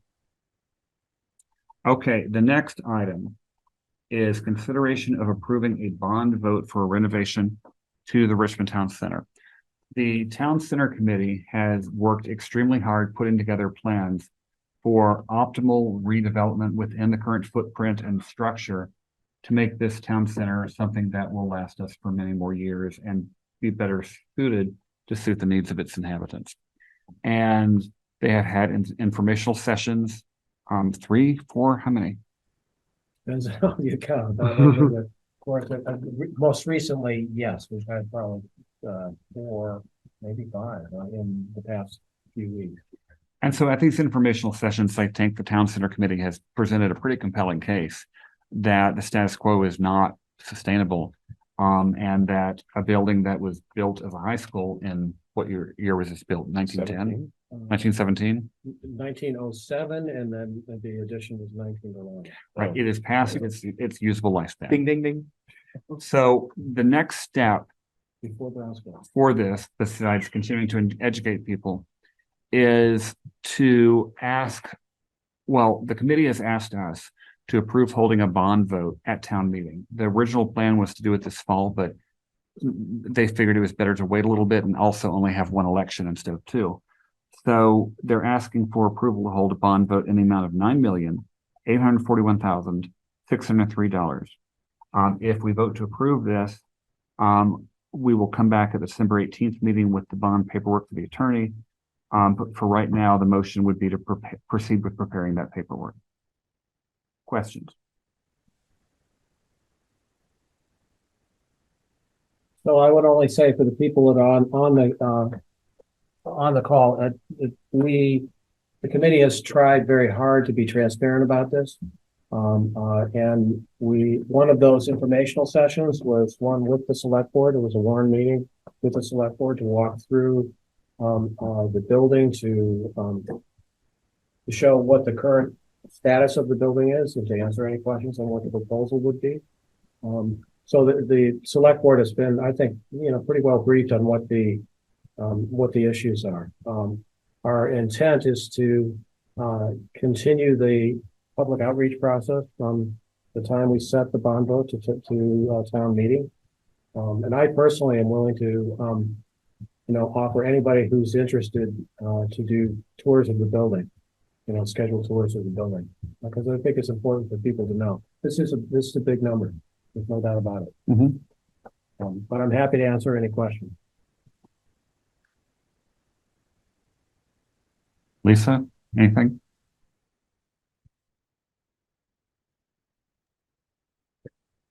I got something. I mean, I've watched this process from not a great distance, and it's been amazingly thorough. I've been through a lot of construction projects in industry over the last 40 years, and this one is well done. Every possible savings, I think, has been discovered and considered. Some are worth it, some are not. And I think this is the final product. Okay, Art. So one thing I've contemplated is, remember very early on, this came up, the price of new construction versus renovation. And I think we probably started at a similar place 6 years ago or whatever it was. And since then, new construction has gone higher and higher beyond the stranded cost and energy commitment of taking down a building and putting a new one up in its place. I think the economic equation is sort of shifted in favor of renovation. Is that a fair description? I don't know if it's shifted. The numerous times when we've looked at new versus renovation, the new construction has always come out more expensive to get a comparable size building. So that was the difference. One of the things we talked about is a smaller building at the outset. Like, what do we really need with a smaller footprint and not an abandoned basement, for instance? And so the other thing I'd say is, at some point we have to move forward with voter consideration of this. And I'd look forward to, knock on wood, a robust conversation at town meeting about this. And I think there has been ongoing work, tours. I think it's going to have to continue to, why would people want to vote for this or vote against it? And what happens if they vote against it? I think those are important public conversation to have. Kara. I'm sorry I haven't been completely up on this, Jeff, but the question that I have is, in that did you say 9.8 million, Jay? Yes. Approximately. Okay. Yeah. In that 9.8 million, is the relocation of all of the tenants and the town staff part of that figure, or is that just the renovation figures? No, that's included. We have a $100,000 placeholder for that. It's hard to know exactly what it's going to cost, but we have a $100,000 placeholder for that. For temporary relocation. How long is that time period? How long is the temporary placement period? What we're hoping we might be able to phase construction to a certain degree. So you could renovate the top floor of the building, move some offices up here while the second floor is being renovated. That's a possibility. We won't know that until we hire a construction management team. But it's certainly something that we're gonna need to discuss. The other entity that we're gonna need to discuss that with is the US Post Office. And unfortunately, they're getting a fair amount of experience with temporary spaces. As witness, you're having to operate out of a parking lot. Yeah. And now It's not optimum, Mhm. but There's the what else are post we gonna office. do? I mean, there are aspects of this building that are really untenable. And there's no easy fix, and it will be disruptive. It definitely will be disruptive. Thank you. Just one other question, and that is, I'm sorry, I can't remember where we are at with town meeting. Is town meeting the day before, and so we can Nope. discuss things, and then the vote is the next day, or if this is It's a all back ballot on the item? day. Everything is that? happening on the 5th. There's Okay, no so night- everything's happening on the day. So if this is a ballot item, it can or can't be discussed during town meeting. I can't remember. I'm sorry. I believe that statute has changed. Okay. It used to be that you could not. I believe the statute has changed so that you can. One of the decisions that the committee made to not hold the vote in November is we did not feel we had enough time to do public engagement. Oh, no, I agree. I think it's a great idea to do a town meeting. I think all that stuff's great. I just couldn't remember if there was sometimes we couldn't talk about certain things during, if it was a ballot item. So good to know. Good to know. Thank you. One other just point to note, voting will actually open, I think it's 30 days before town meeting. So people will have time to vote early if they'd like to. Yeah. So just because it's out town meeting doesn't mean you can't vote 30 days prior. We probably have additional public outreach, and we're required to have one public information session within 10 days of the vote. So there's going to be a lot more information to come and time to hear the information. And so far, what the committee has been interested in doing is doing much more public engagement than what's required by statute. We already have, and we're not, we haven't been required to do it up to this point. So we intend to continue that. Can you tell me what you mean by public engagement? Because you've been having your meetings as a committee. What kind of public engagement is the committee doing, or is the select board doing the tours of the building, extensive detailed tours of the building. Gotcha. I didn't know if there was something else that you were talking about. Thank you. I've done several now, and I'm happy to do more. One of the things that we're going to discuss is whether or not to invite different committees to come and do tours. For example, like the fire department. Come do a tour of the building. It's really quite. And Kara, I'd be happy to do that with you. Actually, I think I was the last one that physically did the painting in the building when I painted the town clerk's office for the town clerk. So I'm pretty familiar with what's going on with the building. So, and that was, I think, 10 years ago, 15 years ago. So I'm good with that, since the room you're sitting in needs to be painted too. But just a quick question. Do we know what that calculates out?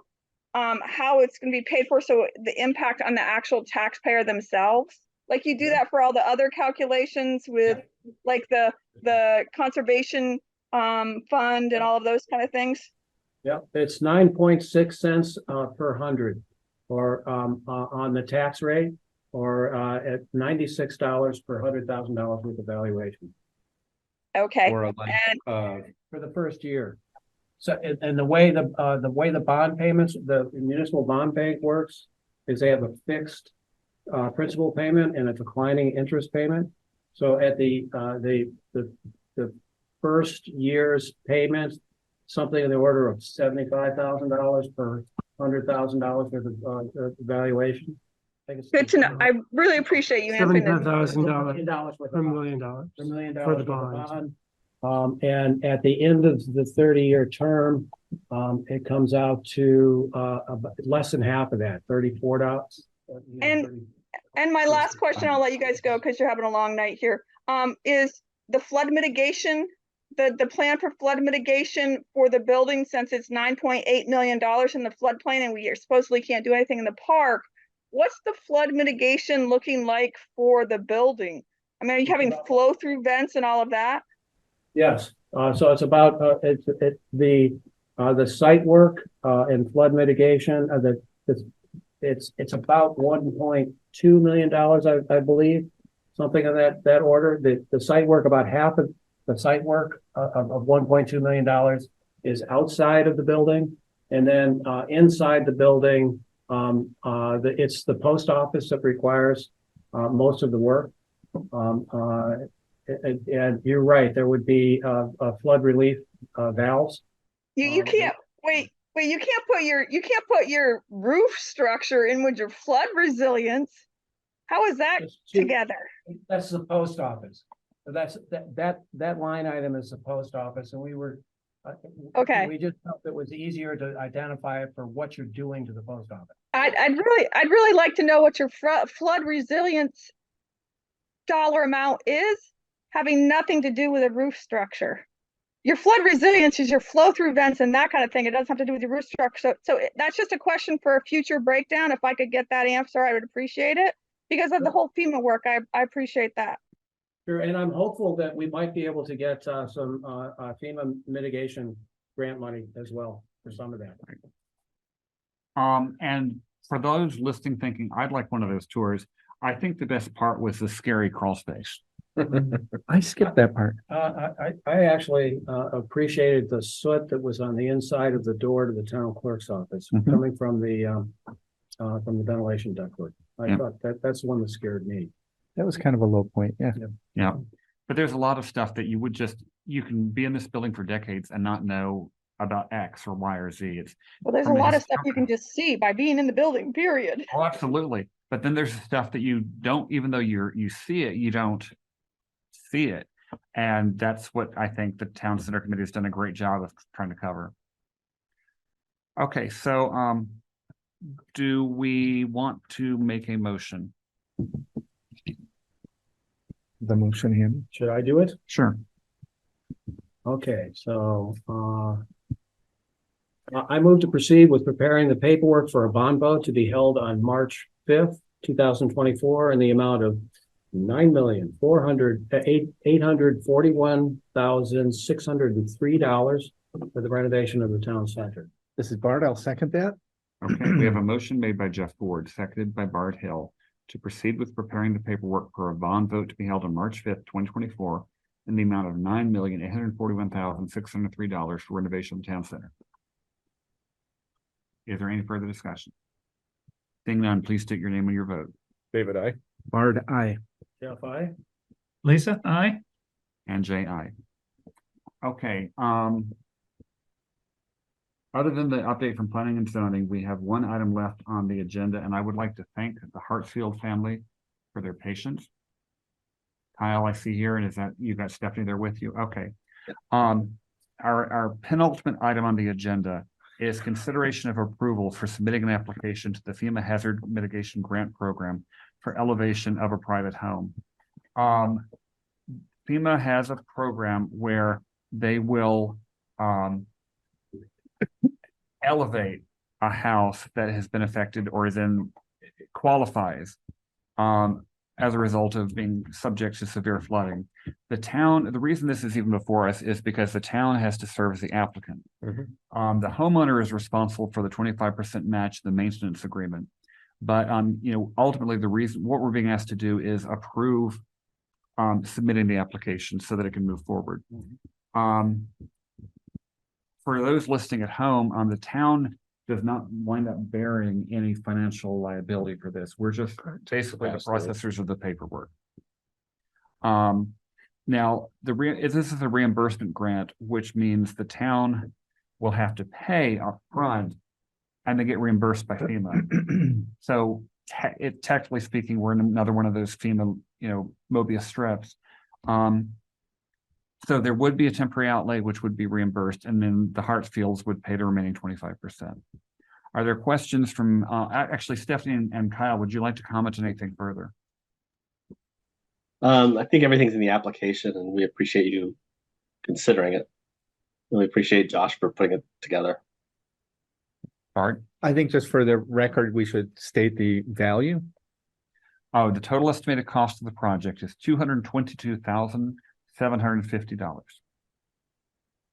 Jeff? I have a question for Stephanie and Kyle. My understanding is that the state has money to cover that 25% cost that's not covered by FEMA. Is that your understanding and are you applying for that as well?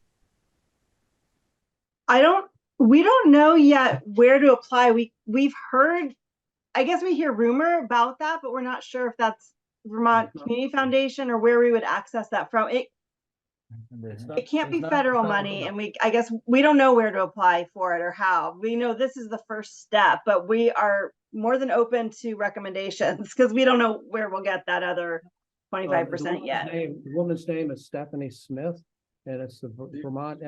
We've been working with Stephanie. Stephanie is this program. I don't think she can help with the 25%, Jeff. Well, maybe not, but it's not rumor. There was definitely money available for that. So We need to do a little digging and find out about it. yeah, I'll ask Stephanie Smith because she might know. Yeah. Because I don't know, but she might be connected to the right people. I remember. Can I help here, Jay? Can I help here with this? Sarah, go ahead. Yes, 100%. There is other things out there to help with the 25%. I don't think all those that funding source has dried up yet, and Stephanie definitely can help direct you toward those other sources, for sure. Okay. So definitely use that tie, and if you don't hear anything, reach out to me. It's okay, and I'll put you in contact with somebody else, because there definitely is money there to help with the 25%. The town also has to go into an agreement with the property owner about that 25%, right? Because what happens on that is you have to know, some towns make you set aside the 25% to prove you've got it, whereas other towns go into an agreement that as they pay, you pay too. One other key piece, so I want you to both check into, Stephanie and Kyle, is that the federal government said that they would do the 75% when elevating a structure, but if you're elevating a structure beyond that 1 foot that the regulations require, they don't cover all of it. So be very, very cautious of what they will and will not cover, even though you've got plans that say we're at 1.03 and we're going to go to 2.4. Anything above the 1 foot above the base flood elevation, which is the town regulations, I have seen them say they were going to pay and in the end deny paying.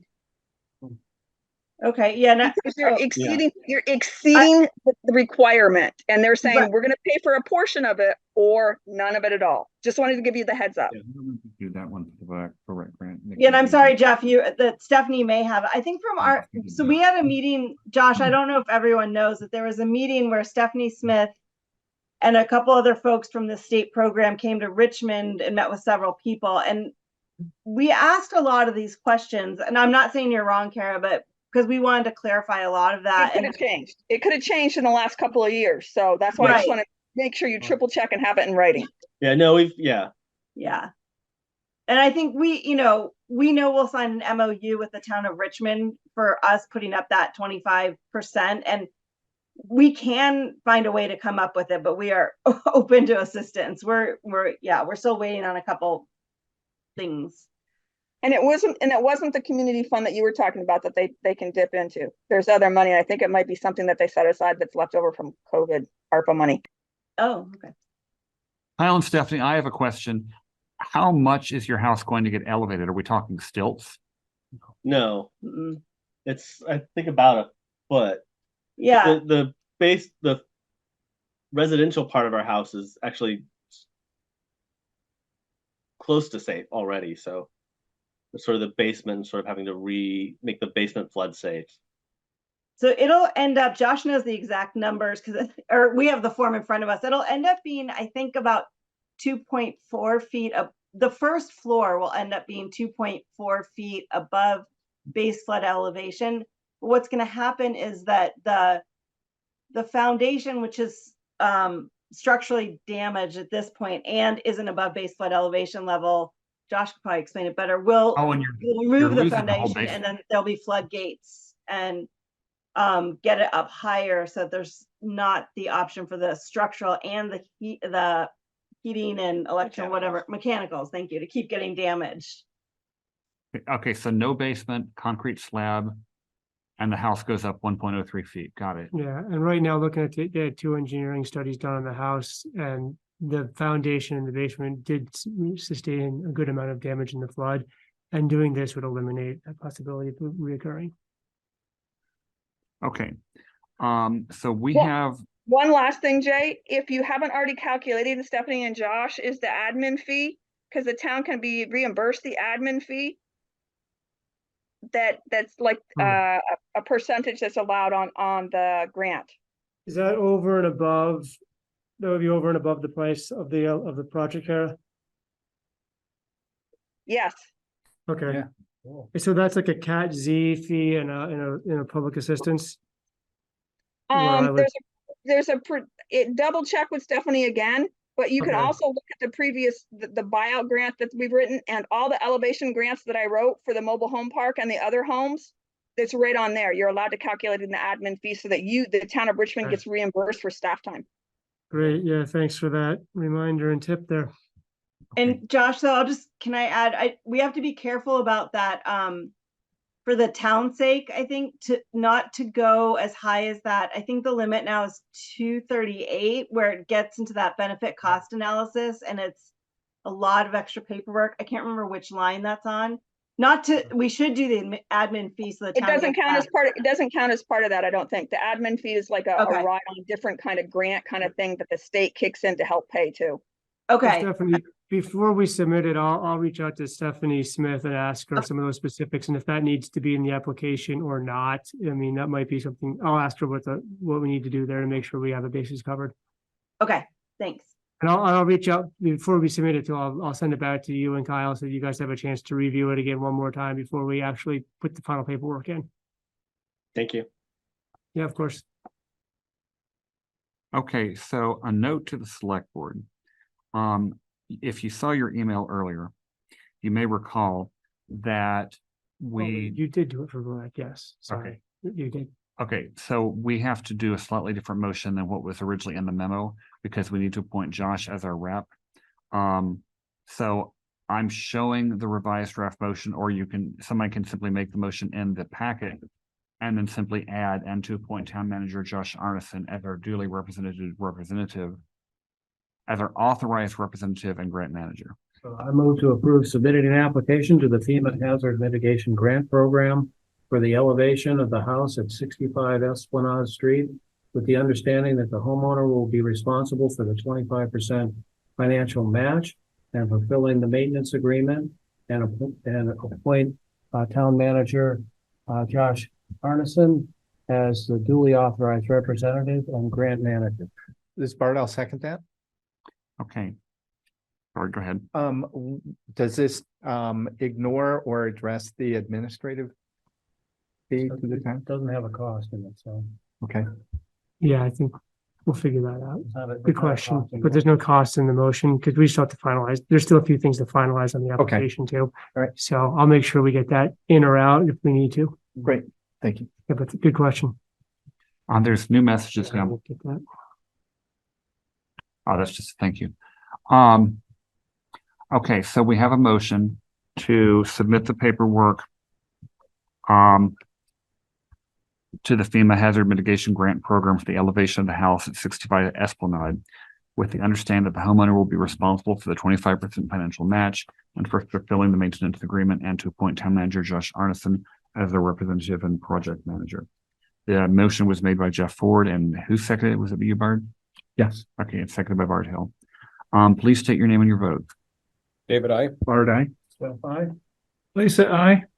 J, aye. Okay, Keith. He's gone. I think Keith has shuffled off this coil. But thank you for the document. Yeah, Thank you. Thank you for. Okay, that. so our last item on tonight's agenda before we get to warrants, purchase orders, etc., is an update from our town planning and zoning director, Keith Oborn. Keith routinely sends us a document summarizing what his department has done over the last while, and I believe Josh is trying to bring that up.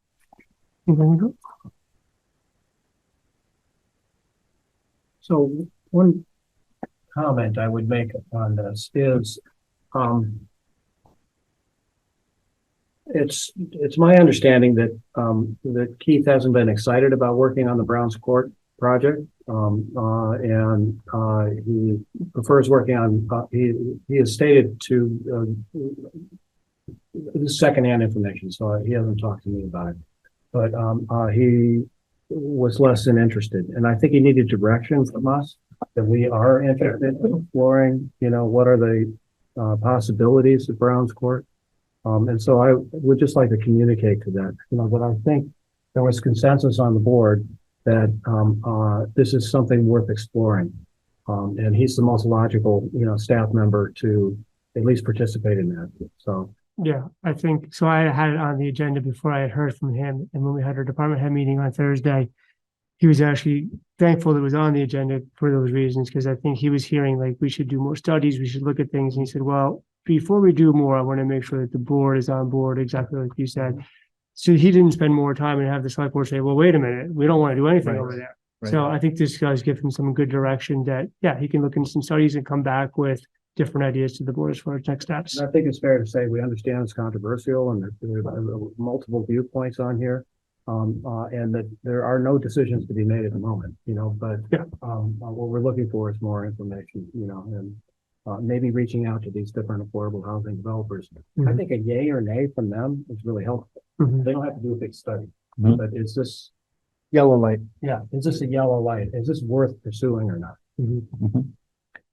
Okay, Kara? I'm really confused. Is it just to look at Brown's Court that you're directing the planning zoning Keith to do this, or is it look at other options as other ideas and options as well? No, because I think I think what I heard tonight is we were talking about Brown's Court. Brown's Court is our most likely option right now. The housing committee has already looked at multiple other options. I think what we're looking at is Brown's Court. And other folks have moved on. So the Brown's Court discussion is specific. Virginia Clark's still here, and she had other ideas from the housing group that aren't even being talked about. And you're not going to have Keith look at that at the same time. I feel I really am surprised that you didn't mention this, that you were going to have Keith do this while the rest of the people were still in the room. I'm just really surprised. You can do whatever you want, but I'm surprised you didn't say this while the other people were in the room. Thank you. Let's bring it back and say it again next week. Okay, so it's not necessary to repeat it every meeting. I'm not saying that. Okay. Okay, so to return to the topic of the report from our planning and zoning department head, you want to switch back over? Okay, so we're not going to read this entirely because it is a 3-page document, but it is available on the town website as part of the meeting documents, and we would be happy to answer questions from anybody watching who wants to know more about it. What he details here is which committees that he has attended meetings of. He mentions the Planning Commission to start off. He's attended their, in the last 2 months, attended their 3 meetings. He has worked with them on zoning updates and the incorporation of Act 47 in the zoning scheme. And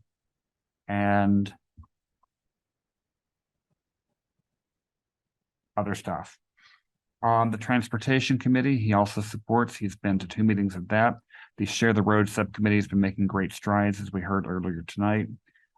He is working on the RFP for the Upper Bridge Street sidewalk project and the Lower Bridge Street consultant and scoring. Working with the Cochrane Road corridor study. We need another member for the Richmond Transportation Committee. Housing Committee, he attended on November 7th.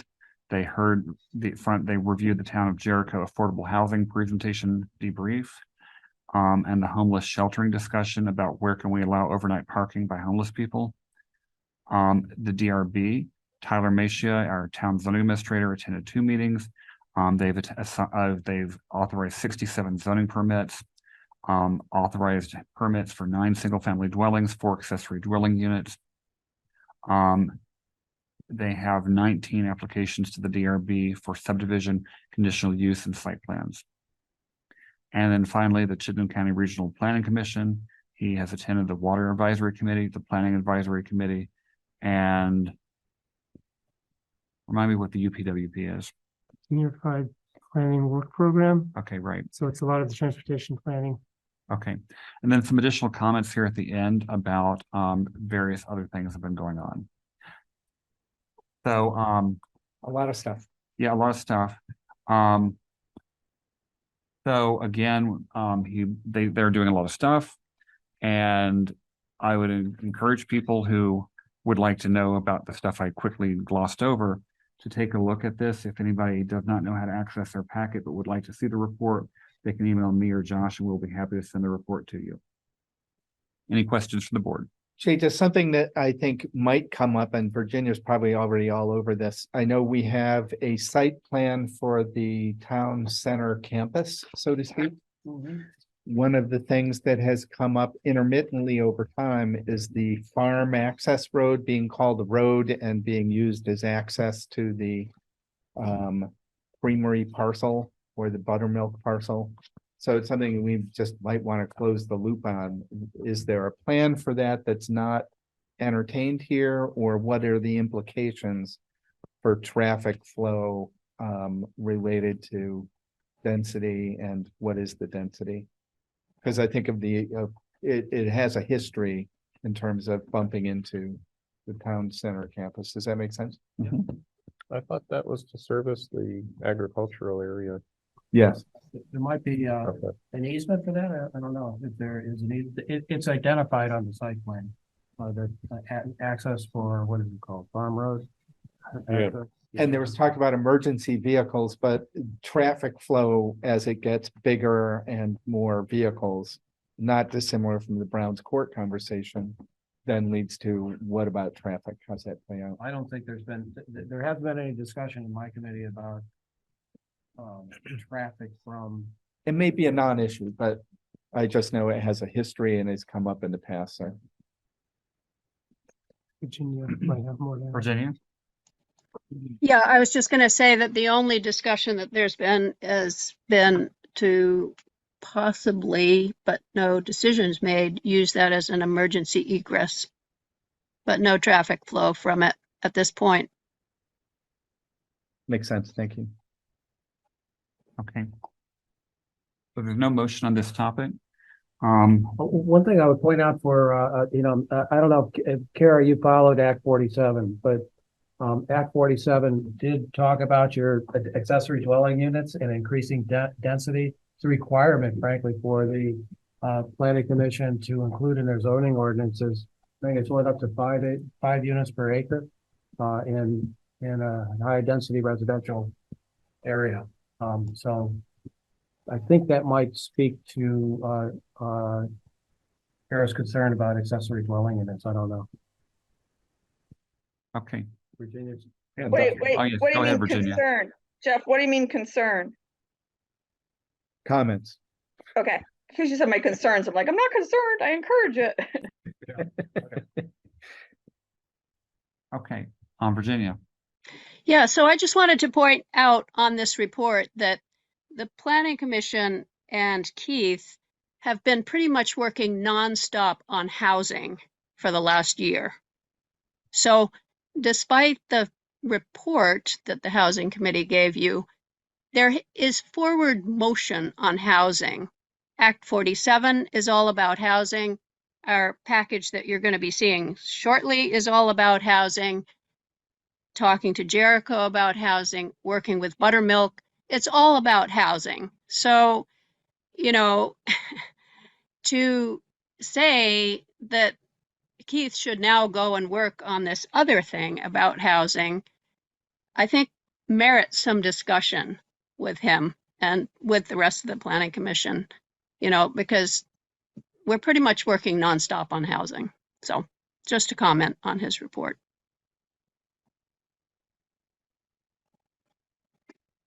So what's your pleasure? We just spent, I think, an hour talking about that here tonight.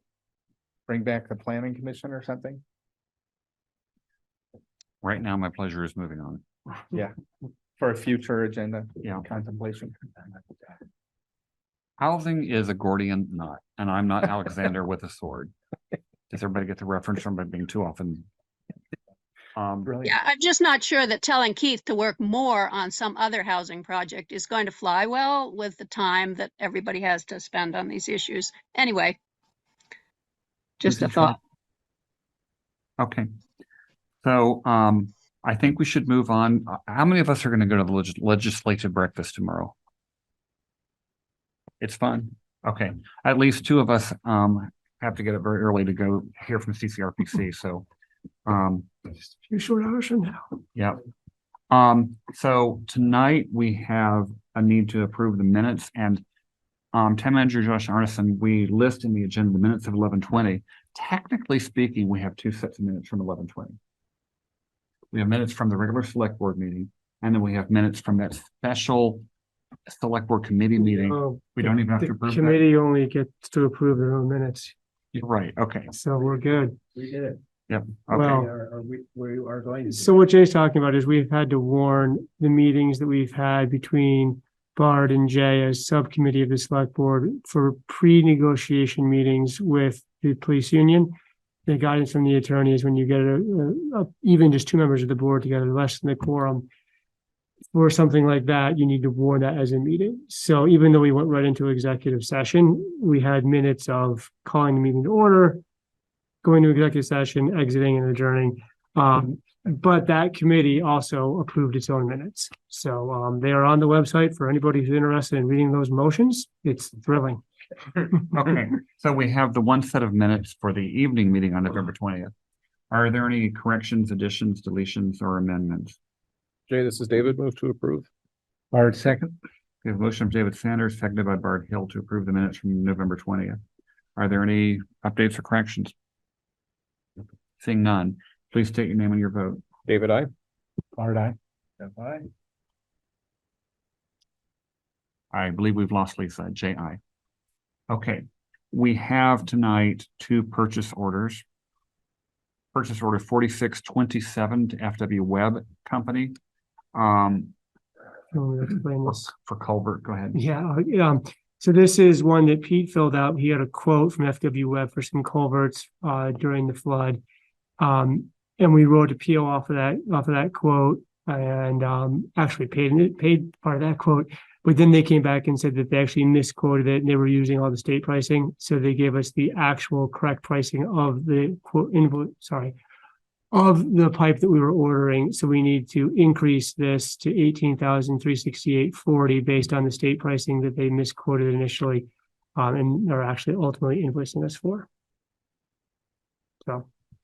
That's quite a jump. Yeah, well, they quietly messed up the quote, and I would have honestly, like, if this was something that we had to go out to a sealed bid process for, I would have said, you got to stick with this. Yeah. But because we went sole source vendor on this, because it was a state contract price, I'm less inclined to push back on them because it's a state contract price. And I reached out to FEMA and they said, well, whatever the final invoice is what we're going to pay on. So if they misquoted you, so be it. In this instance, because it wasn't a competitive bid process, the state bid price is the prices that are reflected in their updated invoice. So a little bit more detailed there. I should have probably led with that.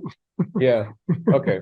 I'll move to approve. Okay, so the motion would need to be to amend purchase order 4627 by an amount of 18,000. To increase to a total of. New total. To a total of. Yeah. Okay, to amend to increase the total to that number there. So, David, you're making that motion? Yeah, I'll move to approve the amended total. Okay.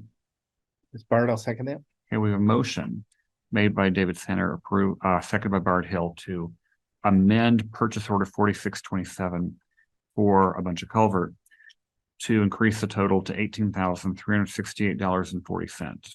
300 feet? Need a lot of culverts. That's PVC, right? Yeah. Okay. Any other discussion? No, please state your name and your vote. David, I. Bard, aye. And J.I. Our second purchase order is purchase order 4840, and there is actually a little discussion about the intricacies of this. So Yeah. have at it. So this one is for town insurance for calendar year 24, but this is actually for the first part of that fiscal year because it's one fiscal year's worth of a purchase order. Part of this though is water and sewer. So let me just sort of break this down here for you guys. Yeah. Where's my rotate key? Sorry, there we go. There. So I break it down by admin, town center, police, library, fire, rec trails, and highway is this year, which totals to, for the whole year, $106,590.89. But so it's not the full amount here. That's the culvert. Oh geez, sorry, I went back. Go back up here. You got first page. Yeah. So really, you're not approving this entire 64,000. There's a portion of that that comes out.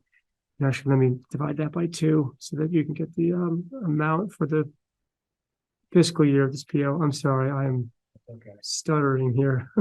Explain we're tired. 106,599 divided by 2. So the 6 months that this is for is 53,295 and 45 cents for the non-water sewer portion. Okay, so the motion we need to make specifically should reference to that number. Yeah. Okay, could you? So I would say motion to approve purchase order 4840 for VLCT property casualty insurance for the amount of $53,295.45. So moved. Hard second. Okay, a motion from David Center, seconded by Bart Hill to approve purchase order 4840 in that amount. Can I just say that the date line looks like a dare line? Oh, yeah, my handwriting is terrible. I've actually been trying to improve it, but apparently I didn't do it on this purchase order as well as I could have. Okay, please state your name and your vote. David, I. Bart, I. Jay, aye. Okay, we need a motion to approve the warrants. So moved. Bart second. Motion from David Sanders, seconded by Bart Hill to approve the warrants as presented. Any discussion or questions? Do, but I don't want to. It's late. I'll just make the comment that the Comcast invoices were unintelligible to me. There was lots of different numbers on there. One of them had a sales tax number on it.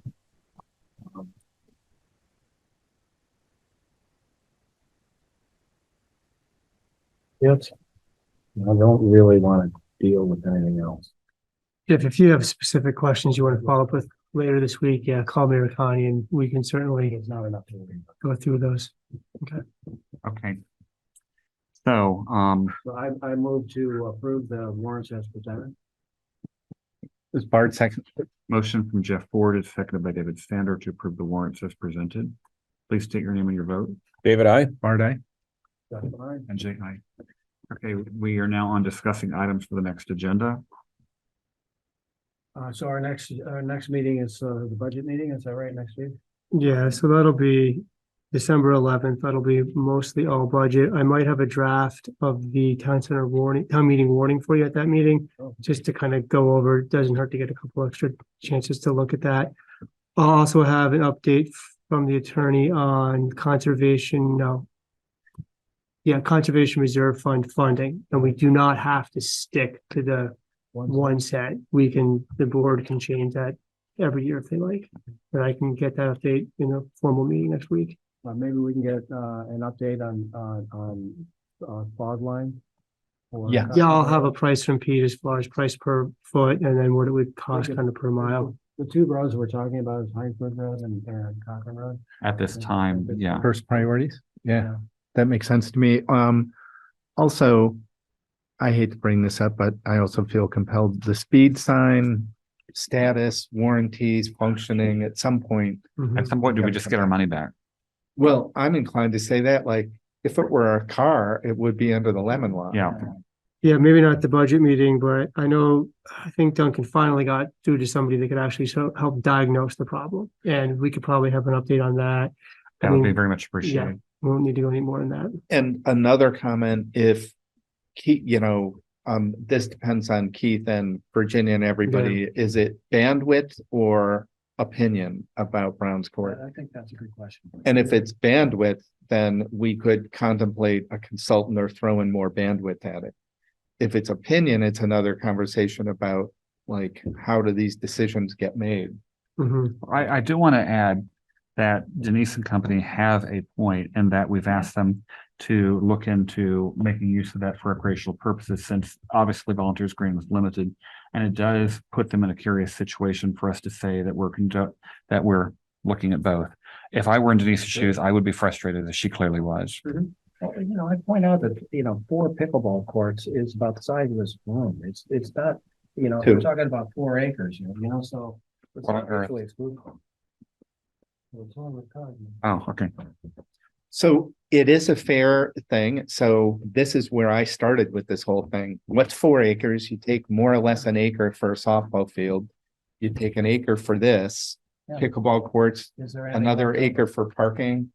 There's an Yeah, acre that's another issue that I keep coming back to. This is one of is my it feasible? one of my weird digressions. When I was in graduate school, I actually took land use law and land development. And one of the things that the professor kept hammering into our heads, you gotta always assume parking will take more space than you think. Yeah. So to me, that's just like sort of feasibility on the space itself, and then go from there. If that's feasible, are the other things like traffic and stuff feasible? And any one of these things could be a deal killer. Right. And I personally am open to green space, but is it impossible? Is that a conflicted use, or could you put, I understood the developers say 20 units in a footprint that would still keep green space, softball and pickleball? I think feasibility is the right language to be using. That we're not talking about traffic studies. There's no traffic to study yet. Oh, I have one other, I was looking at my calendar. President's Day is also in February, coincides with one of our meetings. President's Day is not a day that most people go have barbecues with their family. But do we want to invite the question of whether we want to move that meeting? We usually do. It's a. Okay, well, we would, at some point, that's got to be on an agenda. Yes, true. So we could put it on there and just get it out of the way. Okay. And we had talked about potentially a second budget meeting after the. Did we want one more after the December one? Well, we can make that decision at the end of next week. I think that's a good call.